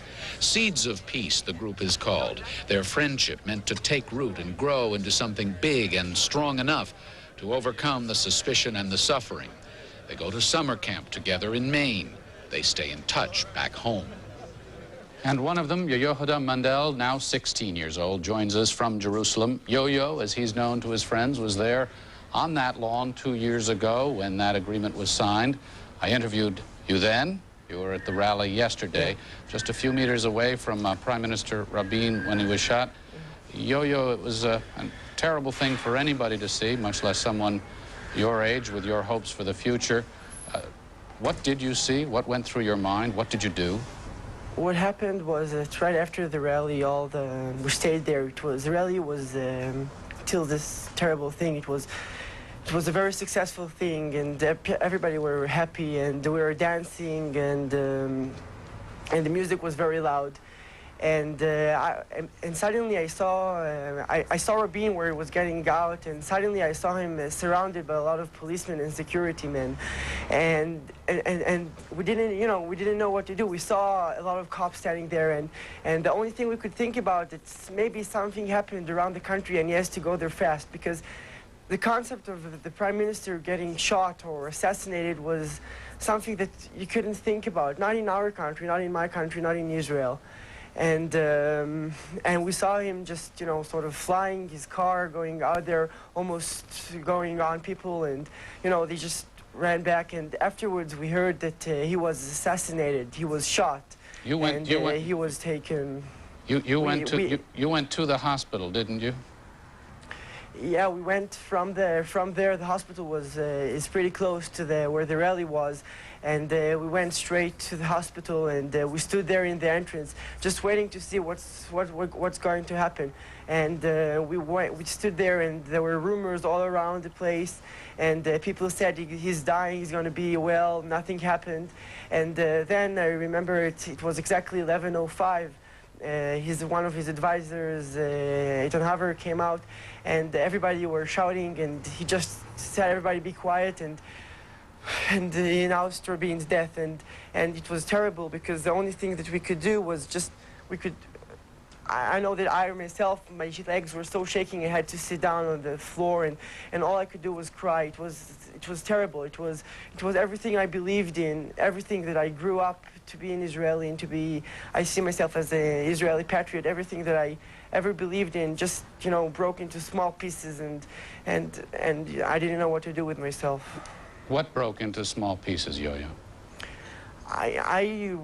I was raised in Israel where there is trust, where everyone is a small family, where people help each other.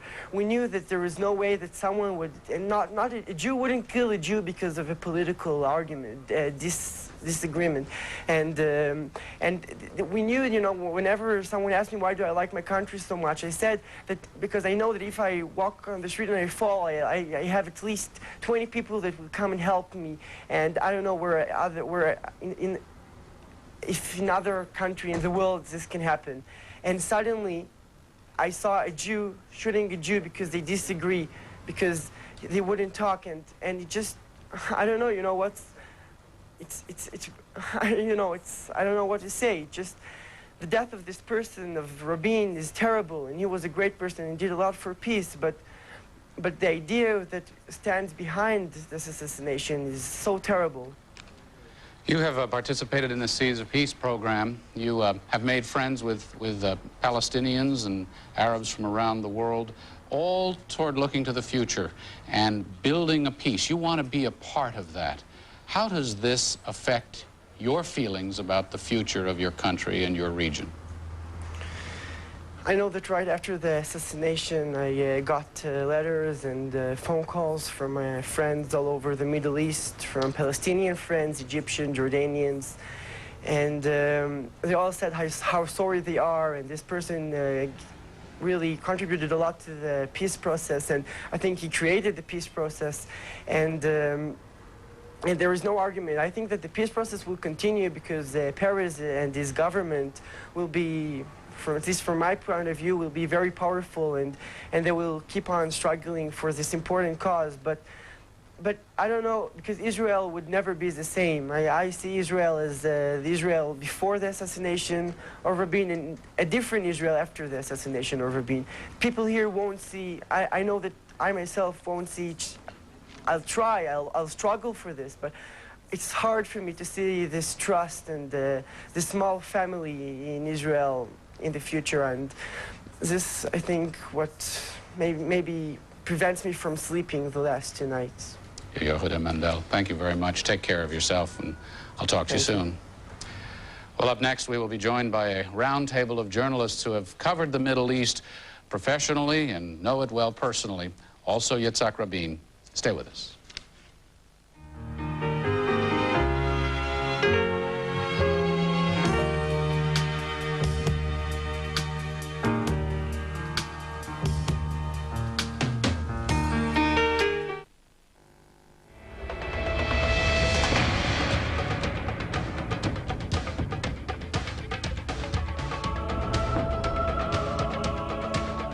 Panasonic, supplying the advanced technology for the Atlanta Olympic Games.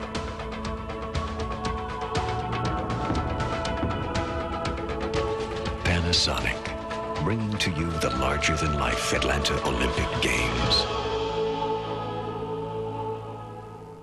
When you travel the world, there's one thing you need to make your international calling easier. Hi, I'm in Paris. An MCI card with World Phone. Frankfurt today, Moscow tomorrow. With World Phone, you can pick up almost any phone and get an operator who speaks your language. How are the kids? Yeah, I'm in Cairo. And an easy connection home from virtually everywhere. What do you want me to get you in Hong Kong? It couldn't be simpler. It'll be good to get home. It's been a long trip. The MCI card with World Phone. Look for MCI access numbers on page 3 of USA Today.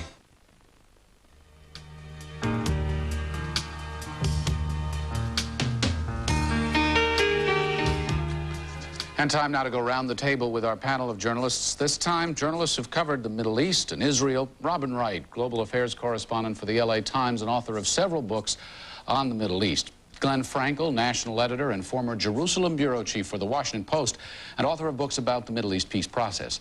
And Chaim Shibi, the Washington bureau chief for Yediot Aharonot, Israel's largest daily newspaper. Welcome to all of you.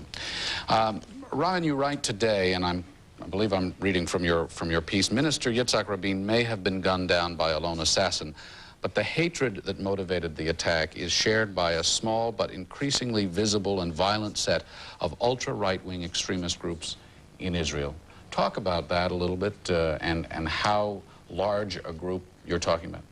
Well, I was in Israel in August, and I was struck by the number of demonstrations by the ultra-right, ever more present on the streets in ever larger numbers. And I think it's been clear for some time that one of the main threats was not just from the Arab world, but also from within Israel. As the right saw or perceived that Rabin was betraying Israel, they looked at him as ceding Israel's future and any possibility of fulfilling the covenant made between Abraham and God, millennia ago, to create greater Israel, to pave the way for the Messiah and ultimately the redemption of mankind. It's interesting, Rabin, right from his first prime ministership back in the 70s, was probably the most fervent opponent of this kind of messianic nationalism. Back then, he denounced the Gush Emanim movement, the original Jewish settler movement, as a cancer on Israel. He thought it was a threat to the democracy of Israel, to the idea that people could disagree, that they could have different positions, because these were folks who believed that they would brook no disagreement. This was a biblical heritage. This was a message from God. And Yitzhak Rabin was very intolerant of that, just as they were very intolerant of him, because he felt no democracy could survive with people believing what they did. And in fact, one of the reasons he actually was assassinated was because he refused to compromise to wear bulletproof clothing, because he didn't want to be seen to be being frightened by the ultra-right. It was important for him to be seen as a man of the people. Frank, what we saw in Israel tonight with Bibi and Yossi bailing is the beginning of a new political culture, which will be the beginning of the end of this visibility of the minority, of the extremists. I think that we came to the point now of the blind hatred being intolerable and uncontrollable anymore. This is the moment where we say stop. And you could see, both in Netanyahu and in Beilin's word, a yearning for a new center, a yearning for that running away from extremism, which began with the murder of Emil Grünzweig in the 80s. That was the beginning of the disease of blind hatred. Now, part of Rabin's legacy in Israel today is not only the peace process, but you will not be able to point a finger at Shimon Peres and say, this is the man who embodies all treason. This is the man who will sell us all to the Arabs, no more. And that, ironically enough, will give Peres a kind of a shield from now until election day. You subscribe to that point of view? Yeah, absolutely. There's no question but that over the years, first with the Likud government that was in power from 1977 until a few years ago, and even beyond that, there grew a certain culture that allowed for this kind of extremism to grow. I think part of it was that Israelis just didn't want to face the prospect that other Israelis were out to destroy their democratic society. Israel had been turned so long outward against the Arab states that were surrounding it, that were hostile to it, that the idea of looking inward at this kind of thing was very difficult. And it's really only now, after this horrible act, I think Israelis are going to take stock of that and decide that they can't live with it. Rabin, how will the taking stock, though, in your view, and from the conversations you've had with official Israelis as well as people on the street, affect their view of the peace process itself? You say there will be a new dialogue now, but the fundamental issues, giving back the Golan Heights, giving back the West Bank, are still very much the fundamental issues. I think they're still going to be very controversial, but I'm ultimately more optimistic about the prospects of peace. I think his death really will encourage the movement toward peace, that will particularly convince those who kind of straddle the fence, been concerned, but wondered whether he might be going too far. I think that it was even difficult for Rabin to achieve peace with Syria. And for Peres, to be realistic, the goal now is to take us slowly towards election, implementation of the agreement with PLO, but not to put too much on the plate. The emotional situation in the country now does not call for one more step with the Syrian. Syria waits. Yes. Syria waits. Yeah, I think that's right. Though you never know with Shimon Peres. He's the great prophet and dreamer. You know, Rabin was the pragmatic guy, the guy with the credibility to put over the peace deal with the Palestinians. Shimon Peres is nearing the end of his political career, and you never know what he might try to do to win his own legacy. He's perfectly capable of going to Damascus if they're capable of having him. We're going to take a quick break. We'll be right back. One more trip around the table on the subject of Israel, its future, and its fallen leader after this.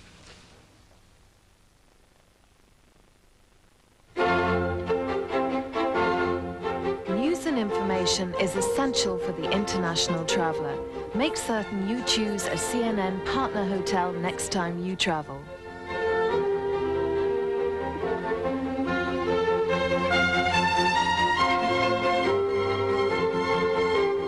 For more information about these and other CNN partner hotels, turn to page 300 on CNN Text where available.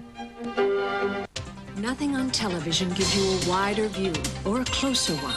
Genuine, unbiased.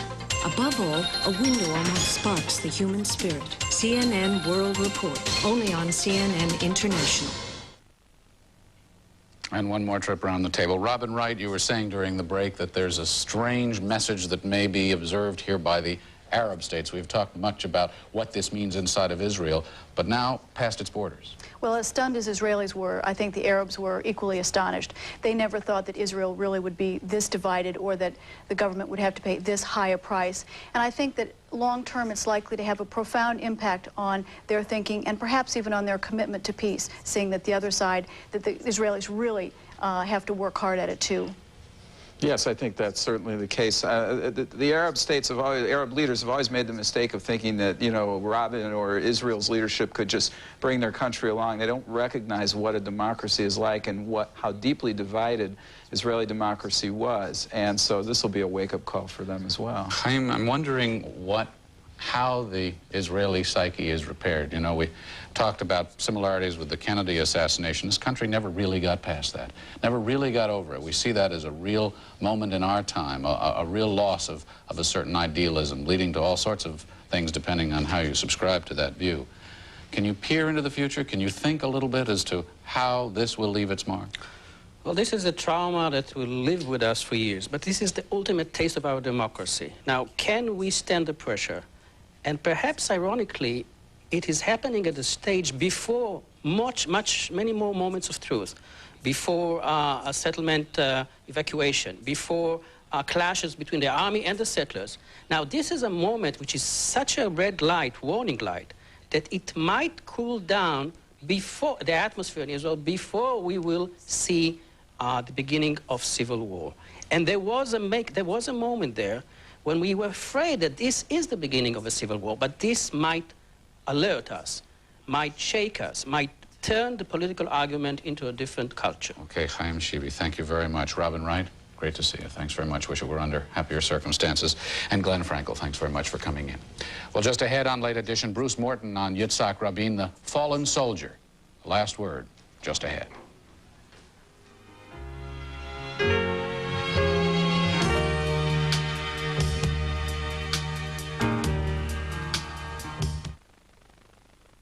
Today, business operates in a global arena. Competitors rely on intelligence as their strongest weapon. I think any good businessman today must anticipate trends. And for me, that is the quintessential truth of Business Week. In Business Week, you get a worldwide perspective on business, plus timely economic forecasts, technology updates, and expert advice on managing your finances. Intelligence, insights, and I think that's what a lot of publications don't give you, but Business Week does. Call now and save 25% on the subscription rate. Plus, with your paid subscription, we'll send you one of McGraw-Hill's bestsellers, 80 Things You Must Do to Be a Great Boss, with advice on how to get more out of the people that work for you. Business Week covers just about the area that I need to know, I want to know. From that, concise, precise information is good for me. 51 issues of Business Week, 25% off the subscription rate, plus 80 things you must do to be a great boss. Call now for Business Week. It's been called the global village. A blend of beliefs, different ideas, different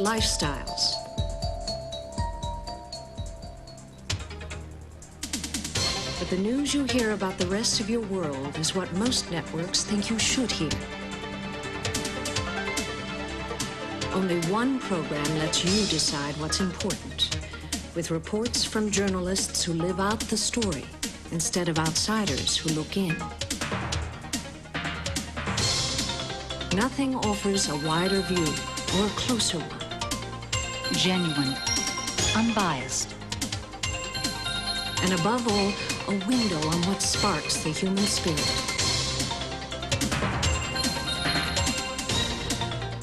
CNN World Report. Local stories with global appeal. Only on CNN International.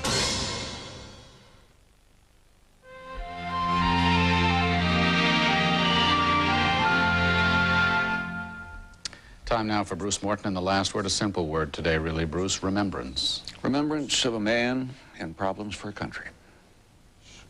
The Middle East has seen. He was a soldier. His drink was scotch, not Chardonnay. He was a soldier, which is probably why he worked so hard for peace, so that young Israelis his assassin's age wouldn't have to fight as many wars as he had fought. Old soldiers are like that, often. He was a soldier who knew that making swords into plowshares could be very dangerous work. He was a soldier who quoted Ecclesiastes. To everything there is a season and a time to every purpose under heaven. A time to mourn, the prophet wrote, and a time to dance. This is a time to mourn, of course. But the chapter goes on. A time of war and a time of peace. Which time is at hand for the Middle East? We cannot know. What we do know is that the Israelis have now joined a dreadful club. It is one thing to lose your young men in war. Most countries have done that. It is another to have your leader killed by one of your own. That hadn't happened to Israel before, and now it has. Americans who remember John Kennedy killed by an American know what that feels like. Americans who saw many Americans killed by Americans in Oklahoma City know what that feels like. The sense of awfulness because it was one of your own, your family, that did it. Now the Israelis know that feeling too. The late Eric Sevareid wrote once of the special strength of the shameless. Shameless because they will stop at nothing. Assassins are shameless in that sense, consumed by belief, caring nothing for life. It is harder somehow when the shameless killer is one of your own.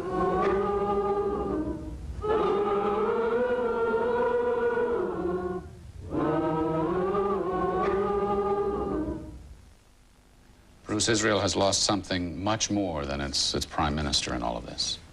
I think everybody who was alive, Frank, when John Kennedy was killed, knows that. I was struck when talking with Yo-Yo, the young man, the 16-year-old, still expressing hope for the future, but he sounded so deeply wounded. He will always, as will all Israelis, remember that moment in their lives. That's going to be one of the, I remember where I was. I was standing here, I was walking there, sure, the way we do about Kennedy. The legacy could be, though, too, if we listen to some of the other language we've heard tonight, a changed and more civil discourse in Israel. I think we don't know that yet. We know there'll be a period of mourning, and that will be civil, and what comes after that will be the great question. Your thoughts on the fallen soldier as the peacemaker? Well, soldiers know what war is like, and that's why so many of them turn peacemakers, I think. Okay, Bruce Morton, thanks very much. We're going now to Jean Meserve. We'll take a look at what's up next on The World Today. Jean? Thanks, Frank. Coming up on The World Today, we'll have the latest from Israel, a nation in mourning. Frank? Thanks, Jean. That is it for this late edition. Please stay with CNN for our continuing coverage of the aftermath of the assassination of Yitzhak Rabin. For our U.S. viewers, thanks very much for joining us for this special late edition. I'm Frank Sesno in Washington.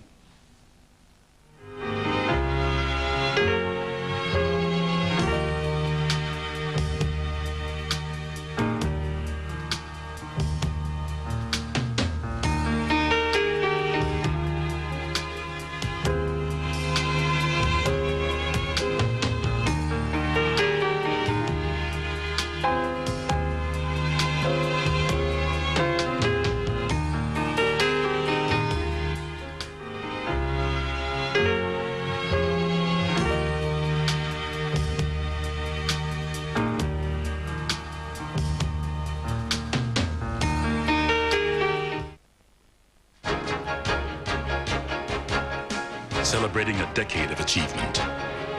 This is CNN International.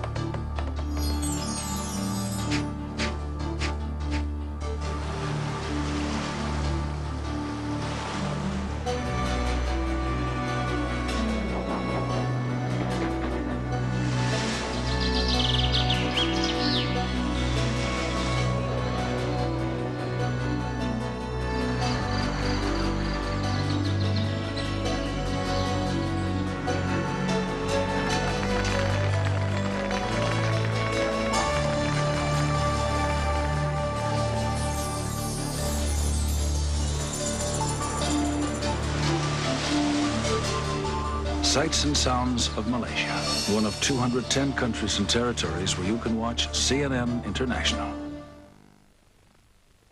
This is CNN International.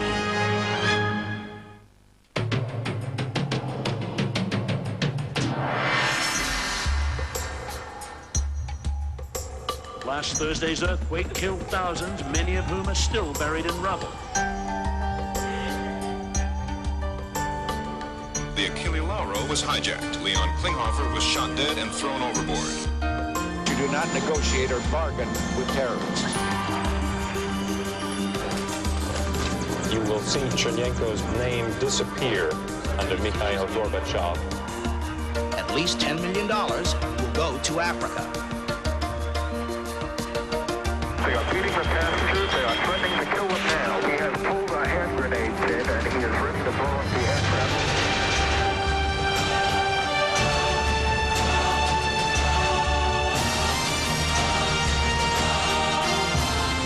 Commemorating a decade as the world's news leader, CNN International. A nation unites to mourn a fallen leader. World leaders express condolences and prepare to bid farewell. This is not a prophet who came out of the wilderness with an insight that nobody had. He learned like his people did, and like his people will have to. His Excellency. And diplomats past and present extol the work of Israeli Prime Minister Yitzhak Rabin, a champion for peace. Hello and welcome to The World Today. I'm Jean Meserve in Washington. And I'm Joe Oliver at CNN Center in Atlanta. Grieving Israelis are paying their last respects to assassinated Prime Minister Yitzhak Rabin. Leaders from around the world are headed to Israel to attend Monday's state funeral for Mr. Rabin, who was gunned down Saturday at a peace rally. For the latest, let's go to CNN's Brent Sadler in Jerusalem. Brent? Thanks, Joe. Well, just over 24 hours have elapsed since Prime Minister Yitzhak Rabin was killed by an assassin's bullets. During that period, the nation has been suffering the effects of outrage and sorrow, sharing disbelief and uncertainty about what effect the killing of one of the key architects of the Middle East peace process is going to have on their future. The ramifications of that are beyond anyone's precise calculations right now. In the short term, Israel is focusing itself on tomorrow's state funeral, which is expected to start in just over 12 hours from now. CNN's Walt Rogers now reports on the mood of the nation. Prime Minister Rabin's body rested in a soldier's coffin outside the Israeli parliament. A few yards away, Rabin's widow, Leah, grief etched deeply into her face, was embraced by her son Yuval and her daughter Dalia. The endless stream of mourners began early in the afternoon and extended well into the night. The nation offered its prayers and its tears. There is no history of political assassination in Israel, and the inevitable question, what has become of us, was on many lips. In Tel Aviv, some sought solace in plaintive songs. Others lit candles, a Jewish tradition for the loss of a loved one. It was in this darkened square Saturday night that the assassin stalked Prime Minister Rabin. Rabin knew of the increased threats, but the old soldier would not wear a bulletproof vest. The man who stared down Arabs in 3 wars would not be intimidated by unseen danger lurking in a crowd. There were bodyguards, but they had not sealed off the area, and the confessed assassin, Yigal Amir, loitered aimlessly, posing as a driver in Rabin's motorcade. As far as I know, they didn't have any indication of a plot, a general plan. So the theory was exactly what happened last night, the theory of the lone assassin. Yigal Amir said he had no regrets. God ordered him to do it. The task of healing now falls to acting Prime Minister Shimon Peres, who was also a target of the assassin, but escaped because he left the rally early. When the 7 days of mourning are over, the debate over the peace agreement with the Palestinians will resume. It was the hatred swirling around that debate which killed Yitzhak Rabin, and it will not disappear because of one political assassination. Uri Severe helped write that peace agreement. When a country comes to an historical crossroad to make an historical decision, it creates tremendous controversy. The alternative is to give up on historical decisions. It now seems most unlikely that Israelis will give up on a cause for which they have paid so dearly. An assassin snuffed out the life of Yitzhak Rabin. Judging by the tens of thousands of mourners filing past his casket, there is no evidence Israelis have given up on the cause for which Rabin gave his life. Walter Rogers, CNN, Jerusalem. Well, many of the world's leaders will be arriving here in Israel through this night. U.S. President Bill Clinton is expected to arrive here within the next few hours. World monarchs, presidents, and prime ministers are making their way here, and they will have to be protected by a huge security umbrella involving something like 10,000 army and police personnel. Joe. Brent, the Prime Minister's counterpart in the Mideast peace process, Yasser Arafat, has decided not to attend the funeral. What impact will his absence have? Well, it's being suggested here that the PLO leader Arafat was advised by the Israeli government that his presence here would indeed be counterproductive to the whole Middle East peace process, because his presence, the PLO leader's presence here, could well spark even greater, perhaps violent opposition to what's going on as regards the autonomy deal with the Palestinians. So he was nudged against coming here. So we'll be remaining, we expect, in Gaza throughout tomorrow's state funeral. Jean. Brent Sadler, Shimon Peres is, of course, thoroughly committed to the peace process, but can he pull it off without Mr. Rabin? Well, that's the question that nobody right now can answer. I think you have to look at the character of the two men and the way they've handled themselves in Israel as political leaders over many, many decades. Both Mr. Peres and Mr. Rabin were fierce opponents for almost 2 decades. Eventually, towards the last 2 or 3 years, they've come together, created a shared vision of how a territorial exchange of land for peace might work. If you like, they were 2 bookends, of which Peres was at one end and Mr. Rabin was at the other. The question is, will those books now topple down with the killing of Mr. Rabin? Jean. Brent Sadler in Jerusalem, thanks for joining us. Joe? And this programming note, CNN will have live coverage of Rabin's funeral Monday, beginning at 5 a.m. Eastern. President Clinton left the White House about 90 minutes ago, leading a large U.S. delegation to Mr. Rabin's funeral in Jerusalem. Mourners from the U.S. traveling with the Clintons include former Presidents Jimmy Carter and George Bush, cabinet members, and members of Congress from both parties. CNN's Anthony Collins reports the Clintons paid respects in Washington before they left. At the Israeli embassy in Washington, President Clinton expressed the sorrow of the United States. Mr. Clinton wrote in the book of condolences, Prime Minister Rabin gave his life to Israel, first as a soldier for its freedom, then finally as a martyr for its lasting peace.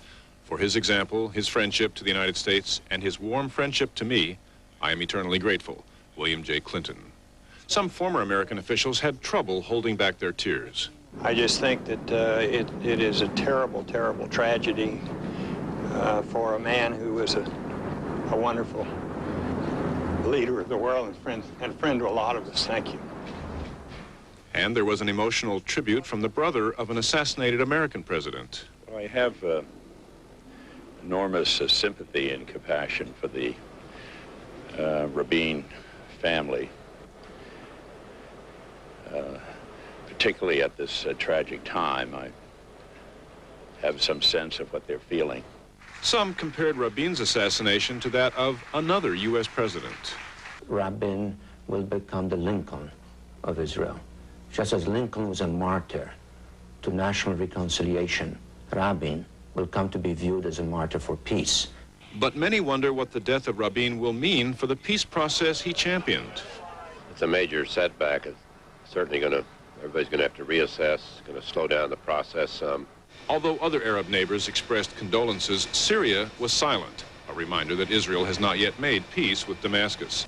Some experts, noting Israeli distrust of Syria, see less chance of improved relations now with Rabin gone. There will be less faith in anyone who replaces Rabin than in Rabin not to do anything which would risk the security of Israel. So I would guess the Syrian negotiations will be even harder. For all the uncertainty, Israel and the United States say they will press ahead with the peace process. And in a strong showing of support for Israel, President Clinton is heading a high-ranking U.S. delegation to the funeral of Yitzhak Rabin. Anthony Collins, CNN, at the White House. Not everyone in the Middle East is mourning Mr. Rabin's death. Just ahead on the world today, a few Arab groups are celebrating the assassination. And many in the Middle East wonder what is next for the peace process. Stay with us. We'll have a report. When you travel the world, there's one thing you need to make your international calling easier. Hi, I'm in Paris. An MCI card with World Phone. Frankfurt today, Moscow tomorrow. With World Phone, you can pick up almost any phone and get an operator who speaks your language. How the kids? Yeah, I'm in Cairo. And an easy connection home from virtually everywhere. What do you want me to get you in Hong Kong? It couldn't be simpler. It'll be good to get home. It's been a long trip. The MCI card with World Phone. Look for MCI access numbers on page 3 of USA Today. Your favorite magazine is your favorite magazine because it's a reflection of you. In the articles, in the ads, it looks at life through your eyes. But because the ads subsidize the magazine, without them, well, the picture wouldn't be quite so pretty. Advertising. Your right to choose.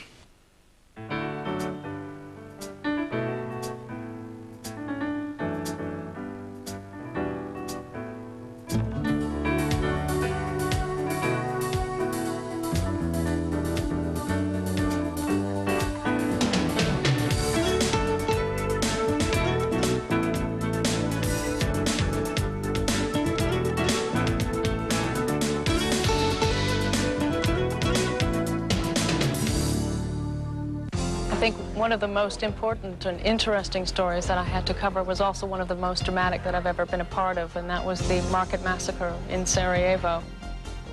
The intense human suffering that we witnessed, the agony of the city when the mortar shell landed in the city market and 68 people died within that one day. The images that we raced back to the Bureau to send out to the world were absolutely shocking. It was an incredible thing to witness.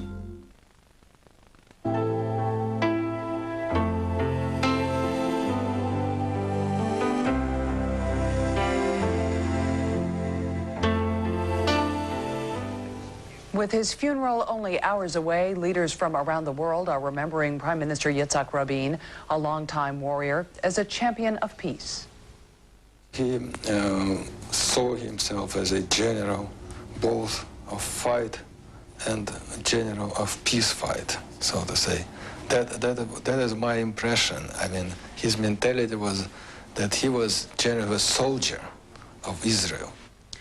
From the Vatican, Pope John Paul II said he hopes that all the citizens of Israel and all those who, like Prime Minister Rabin, have sought peace, maintain their courage, and continue on the path they have begun. UN Secretary General Boutros Ghali called Mr. Rabin's death a great loss for Israel and the world at large. He called Mr. Rabin a dedicated leader of his people and a courageous campaigner for peace throughout the region. Arab nations are no strangers to political assassinations. Yitzhak Rabin's death produced grief in some corners of the Arab world and elation in others. James Martone reports. The lowered flag at Cairo's Israeli embassy almost tells it all. The rest appeared in red across Egypt's morning papers. Israeli Prime Minister Yitzhak Rabin has been assassinated. As millions of Arabs awoke Sunday to the news of Mr. Rabin's death, their leaders were busy offering public condolences and worrying about negative effects Mr. Rabin's assassination could have on sprouting Arab-Israeli peace deals. I hope that they will have the ability, all of us, the Israelis and the Palestinians will be have the ability to overcome this tragedy against the peace process and against the whole situation in the Middle East. For Egypt, the first Arab country to establish peace with Israel, Saturday's killing brought back bad memories. It reminded me by what happened to President Sadat at once. And I feel that these great leaders really sacrificed their lives to achieve peace in the Middle East. Jordan, barely into its second year of a peace agreement with Israel, said it lost a friend with the death of Mr. Rabin. His Majesty had worked for peace with Prime Minister Rabin and feels that his departure from the scene is a personal loss, and that he wants to present his condolences personally to the government and the family of Mr. Rabin and the people of Israel. While most Arab governments pursuing peace with Israel officially condemned Saturday's attack, some of these government citizens say Israel's prime minister got what he deserved. The assassination was also a source of celebration for several Arab groups opposed to Israel, like this one in Lebanon. Other citizens, however, defended their leaders' deals with Israel and said the loss of Mr. Rabin would stall peace imperative to the region. Yes, I am angry, sure. Rabin needs peace. All Egyptian people needs peace. As Arab leaders prepare to attend Mr. Rabin's funeral in Israel Monday, they say it is precisely this peace and a stop to the bloodshed that they are after. James Martone, CNN, Cairo. Former U.S. Secretary of State Henry Kissinger worked in the 1970s to bring a measure of peace to the Middle East. His shuttle diplomacy helped improve relations between Israel and Egypt. Kissinger says he knew Yitzhak Rabin 30 years. On Sunday, he shared some of his reflections. Yitzhak Rabin was a soldier, and he was a thinker. He was actually a rather shy and reticent man who had steeled himself to acts of extreme toughness. It was very painful for him, but he was doing his duty to his people and to the world as he saw it. Rabin was a great man, and he had walked a lonely road.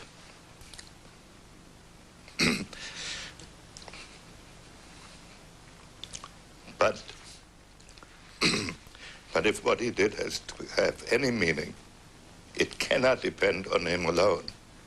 And he came to this view.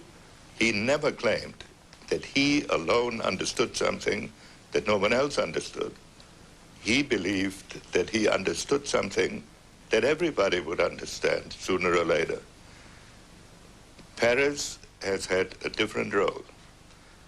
I think he is a man of great intellectual strength, and he now has the responsibility, and I have every hope that he will be able to carry it out, but it would be idle to say that there isn't a huge void. But we should not he knows what Rabin wanted to do, he saw it, and he has not rejected it. I know he hated to shake hands with Arafat, and he didn't know until the last minute whether he could bring himself to do it. But at the end of the process, at the last conversation with him, he knew that something had happened to Arafat, not necessarily because of a great spiritual insight, but because of the necessities of the situation. This is not a prophet who came out of the wilderness with an insight that nobody had. he learned like his people did, and like his people will have to. And I think for this reason, it will not end with him. The World Today returns in a moment. We who have seen our relatives and friends killed before our eyes, we who have attended their funerals and cannot look into the eyes of their parents, we who have come from a land where parents bury their children, we who have fought against you, the Palestinians, we say to you today, in a loud and a clear voice, enough of blood and tears. Enough!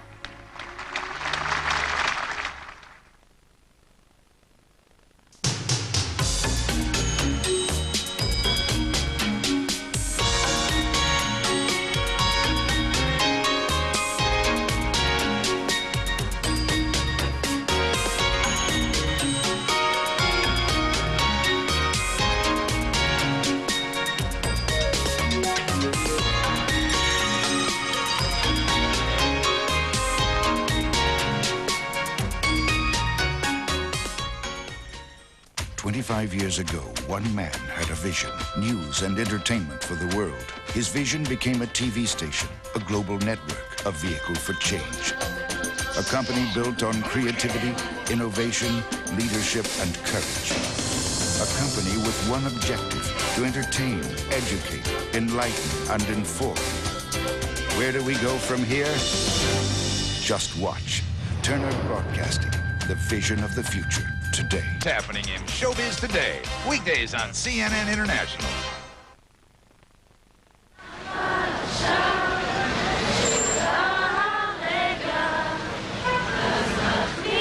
As Israel and the world mourn the assassination of Prime Minister Yitzhak Rabin, many loose ends remain.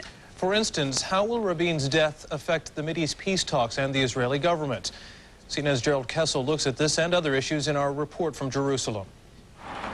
Amidst the national grieving, plenty of questions. But beyond the questions on every Israeli's lips, of the security lapses that allowed this to happen, of how it could happen in their once unified society, the earnest political questions about the future of the peace process, the future of the slender center-left coalition which mounted that peace strategy. We are going to implement the agreement with the Palestinians. We are going to develop and to encourage the peace agreement with Jordan, and maybe we shall find a way to renew the dialogue with Syria. These are the main avenue of our policy. The assassination would not stop it because we owe it to Mr. Rabin, not to stop but to continue. During a week of mourning, there will be no overt politicking, but the pressures are building. How will pushing headlong on with peace affect the political conundrums for acting Premier Shimon Peres? Will he seek to expand the narrow base of his coalition or move for a speedy general election to capitalize on a sympathy vote? Either way, the immediate political pressure seems less on the government, more on its antagonists. Government ministers blame the right for fostering a vicious climate in its opposition to peace, for seeking to delegitimize Yitzhak Rabin. The worst sort of instigation, and the outcome is as tragic as we know. Those who instigated against Rabin, who called him traitor, who called him murderer, they are guilty.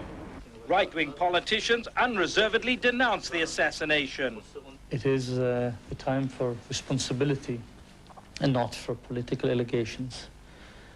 We have decided in the Likud party that we will call upon the President of Israel to appoint Mr. Peres to be the next Prime Minister, so that it will become very clear that by murder you don't change governments. The murderer will not have achieved anything But still, the opposition has been left in something of a political quandary. The right wing has definitely suffered a very serious blow, perhaps the most serious blow that it suffered since it lost the elections, because there is a tendency to somehow connect between the assassination and between some of the more virulent right-wing propaganda, including from the bigger Likud party. And I think there will be a backlash. Israelis are now uniting in their grief, but there must be some question as to how far that unity will stretch, as Yitzhak Rabin's colleagues seek to push the peace process with greater fervor than ever. Gerald Kessel, CNN, Jerusalem. Stay with CNN for special coverage of Mr. Rabin's assassination. Coming up next, a special edition of Reliable Sources with recollections from journalists who covered Mr. Rabin. That's it for this edition of The World Today. I'm Joe Oliver at CNN Center in Atlanta. And I'm Jean Meserve in Washington. Thanks for joining us. Live coverage of Mr. Rabin's funeral begins Monday at 5 a.m. Eastern. That's 2 a.m. Pacific.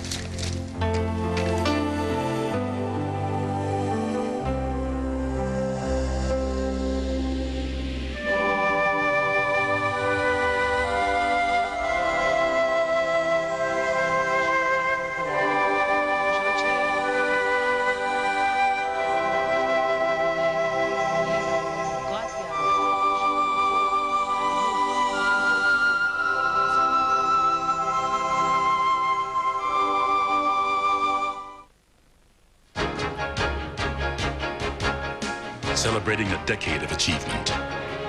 This is CNN International. What happens on this day will set it apart from all others. The unexpected and the extraordinary.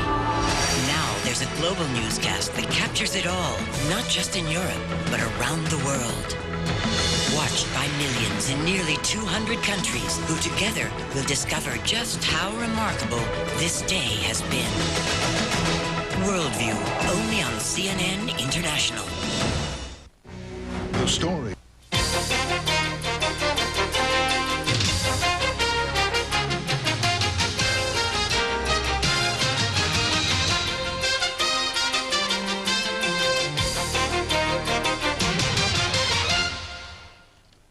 Good evening and welcome to this special edition of Reliable Sources, where each week we take a critical look at the media. I'm Bernard Kalb. Our topic tonight, a retrospective look at Yitzhak Rabin and his relations with reporters and columnists.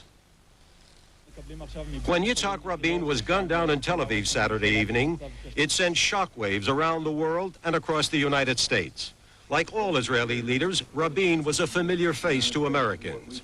He enjoyed close relations with much of official Washington and with many of its journalists. Blunt-spoken, introspective, reserved, Rabin was hardly the model of a modern, blow-dried, telegenic politician. But with his seemingly weary baritone voice, he stood on the south lawn of the White House in September 1993 and delivered lines that have echoed through the history of our times. We who have fought against you, the Palestinians, we say to you today, in a loud and a clear voice, enough of blood and tears. Enough! And a few moments later, one of history's most stunning and memorable pictures. But television was not always so kind to Yitzhak Rabin. It was the pictures Rabin could not control, the images of Palestinian fury in the occupied lands, the intifada that goaded him into one of his worst political missteps. And the uprising. Then Defense Minister Yitzhak Rabin said to the Arabs, "Oh, we will break your bones." The remark earned Rabin the scorn of the international community and ridicule by the world's media. But it was the Intifada and other developments that would help create conditions that would lead Rabin to his greatest triumph, the peace accord with the Palestinians, and ultimately to his death. And joining us now, four veteran journalists who covered the long public career of Yitzhak Rabin and came to know him personally as well. In New York, Washington Post columnist Lally Weymouth, who knew Yitzhak Rabin for 25 years and last saw him just 2 weeks ago. John Wallach, a veteran journalist who has written 3 books on the Middle East, now the executive director of the Elie Wiesel Foundation for Humanity. From Jerusalem, CNN Bureau Chief Walter Rogers, a veteran reporter who is covering the assassination of Yitzhak Rabin and its aftermath. And here in Washington, Roland Evans, who along with his partner Robert Novak has met and interviewed Rabin some 50 times over the years, including just last month here in Washington. Roland, what adjectives come to mind to describe Rabin's relations with the media? First, truthfulness. Second, an uncanny ability to speak and think in a straight line without any of the normal outrageous political emotions. Lally? I agree with Rolly. I think he was the most honest public official that I've ever met or interviewed, and he had a tremendous analytical capacity. John? Knew what the journalist wanted, Bernie. He could make news. He almost always made news. He spoke in sound bites. He was argumentative, gruff, a great leader. Walter? Aloof, a soldier's soldier, more a soldier than a politician, a man who felt comfortable in the company of warriors and not so comfortable in the company of reporters, at least not here in Israel. Roland, in the 50 times or so over some 30 years that you either interviewed or were at news events with the Prime Minister, what vignette sort of is the one you embrace at this particular poignant moment? Well, it's not interviews and news events that I would pick out, Bernie.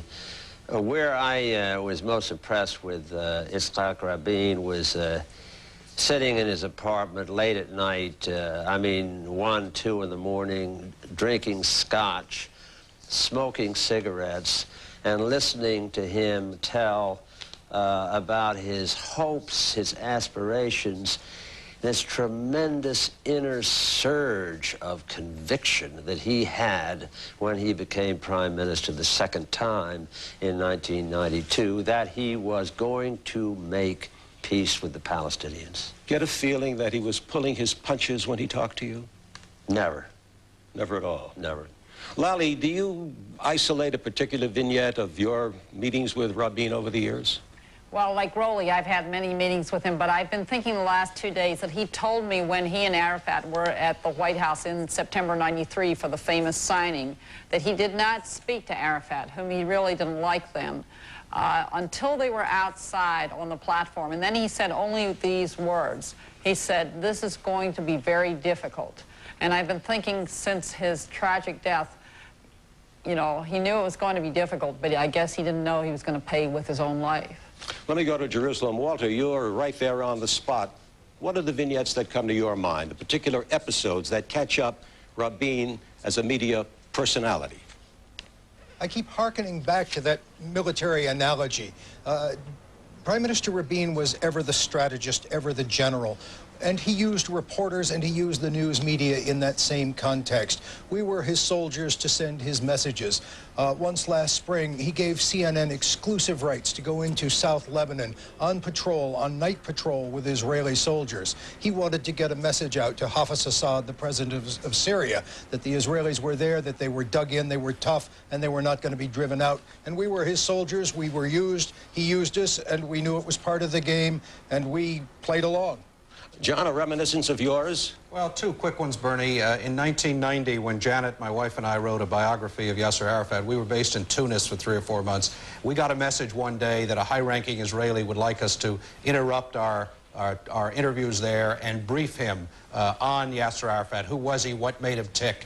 That high-ranking official was Yitzhak Rabin, and he saw us for almost 4 hours. So already in 1990, he was fascinated by the enemy. He was already thinking, how am I going to deal with this man, ultimately, who I probably will have to deal with.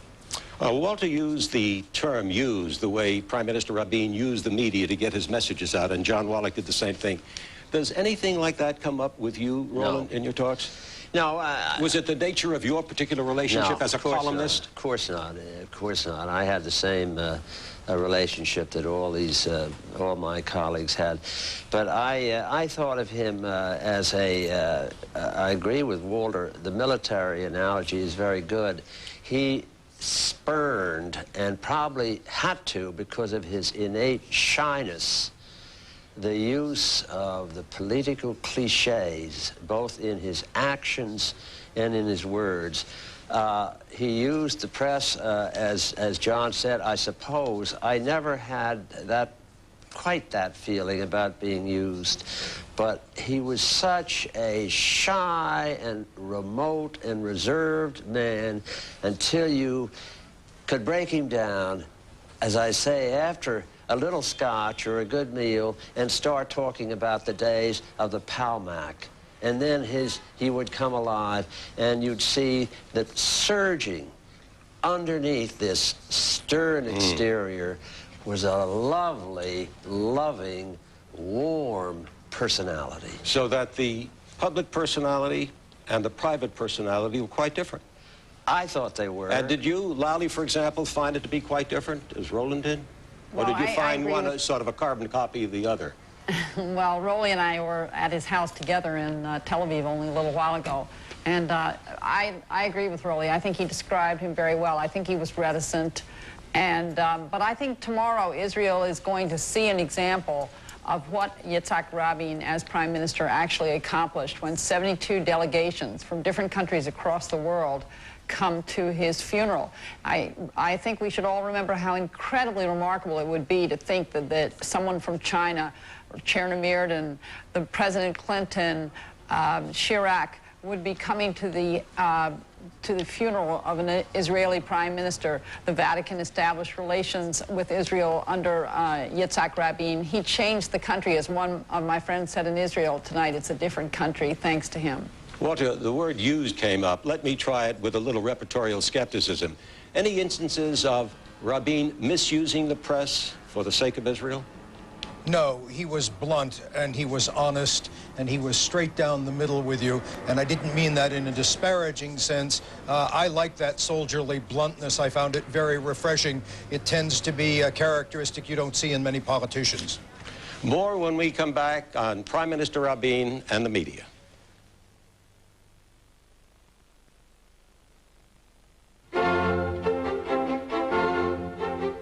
Information is essential for the international traveler. Make certain you choose a CNN partner hotel next time you travel.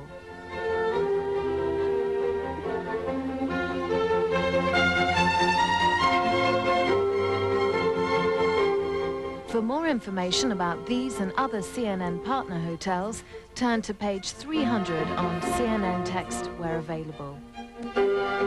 Washington, home to over 4,000 monuments, lasting memorials to those who questioned the status quo, challenged the establishment, made waves. Washington is also the home of Crossfire, where debate is still conducted with a spirit that would make our forefathers proud. Michael Kinsley, John Sununu, and Robert Novak. Taking on the big issues is no small task. In fact, you could say it's monumental. Crossfire on CNN International. Welcome back to Reliable Sources. John, you've written a couple of books, one on the Palestinians, one a biography of Arafat. How did he compare as a person to interview with the Arab leaders you've interviewed throughout the Middle East? Well, as I said earlier, he was very direct and a man of few words. Rolly really put his finger on it when he said honesty and truthfulness. This was not a man who would spend hours and hours like Arafat would at 2 o'clock in the morning, and you'd have to spend 4 hours with him to get 20 minutes of news. This was a man who came right to the point. In 1992, just after he was elected in June, I interviewed him in Washington, and I asked him, where do you want to take this government? And do you really want to make peace with the Palestinians? And he said a couple of lines that I'll never forget in my life, Bernie. He said, we have to give the Palestinians their own entity. He said, because they are different from us, ideologically, culturally, and nationally. And I thought the use of that word, nationally, not politically, was a very early recognition of the fact that these people deserved their own entity, perhaps their own state if they don't pose a security threat to Israel, and that he recognized the nationality of the Palestinian people. He was very direct, very forthright, as Rolly said, honest and truthful. Rolly, did you have a feeling that there was always an open door, that journalists had easy and quick access, or did Prime Minister Rabin distinguish between friendly journalists, objective, and possibly even hostile? I don't think he distinguished between them. I got to know him when he came here as ambassador in early 1968, and in a very intimate way, in the sense that at my house, at his house. So it was a long period, and he always seemed to be willing to give me time, but I don't think any more than anyone else. Lally, you know, it was just part of his routine. He liked people, but he didn't know how to tell you he liked you. You know what I mean? It was an unusual characteristic. Facially, the way you're looking at me. Lally, when you interviewed Prime Minister Rabin, did you have a feeling that he had his eye on the space, the editorial page of the Washington Post, as a way of influencing Congress? Well, I think that Rowley is correct. I think that Prime Minister Rabin remained the same when he was in office and when he was out of office. He was honest, he was direct, he told you what was on his mind. And gradually, over 25 years, I have known him the same amount of time Rowley has, his mind changed. And as John said, he came to believe that peace with the Palestinians was possible and doable. And he told a friend of mine, a reporter in Israel television, only a few weeks ago, who asked him, "Aren't you afraid for your life with these demonstrations that were going on?" And he said, "No, I'm not." And Israeli security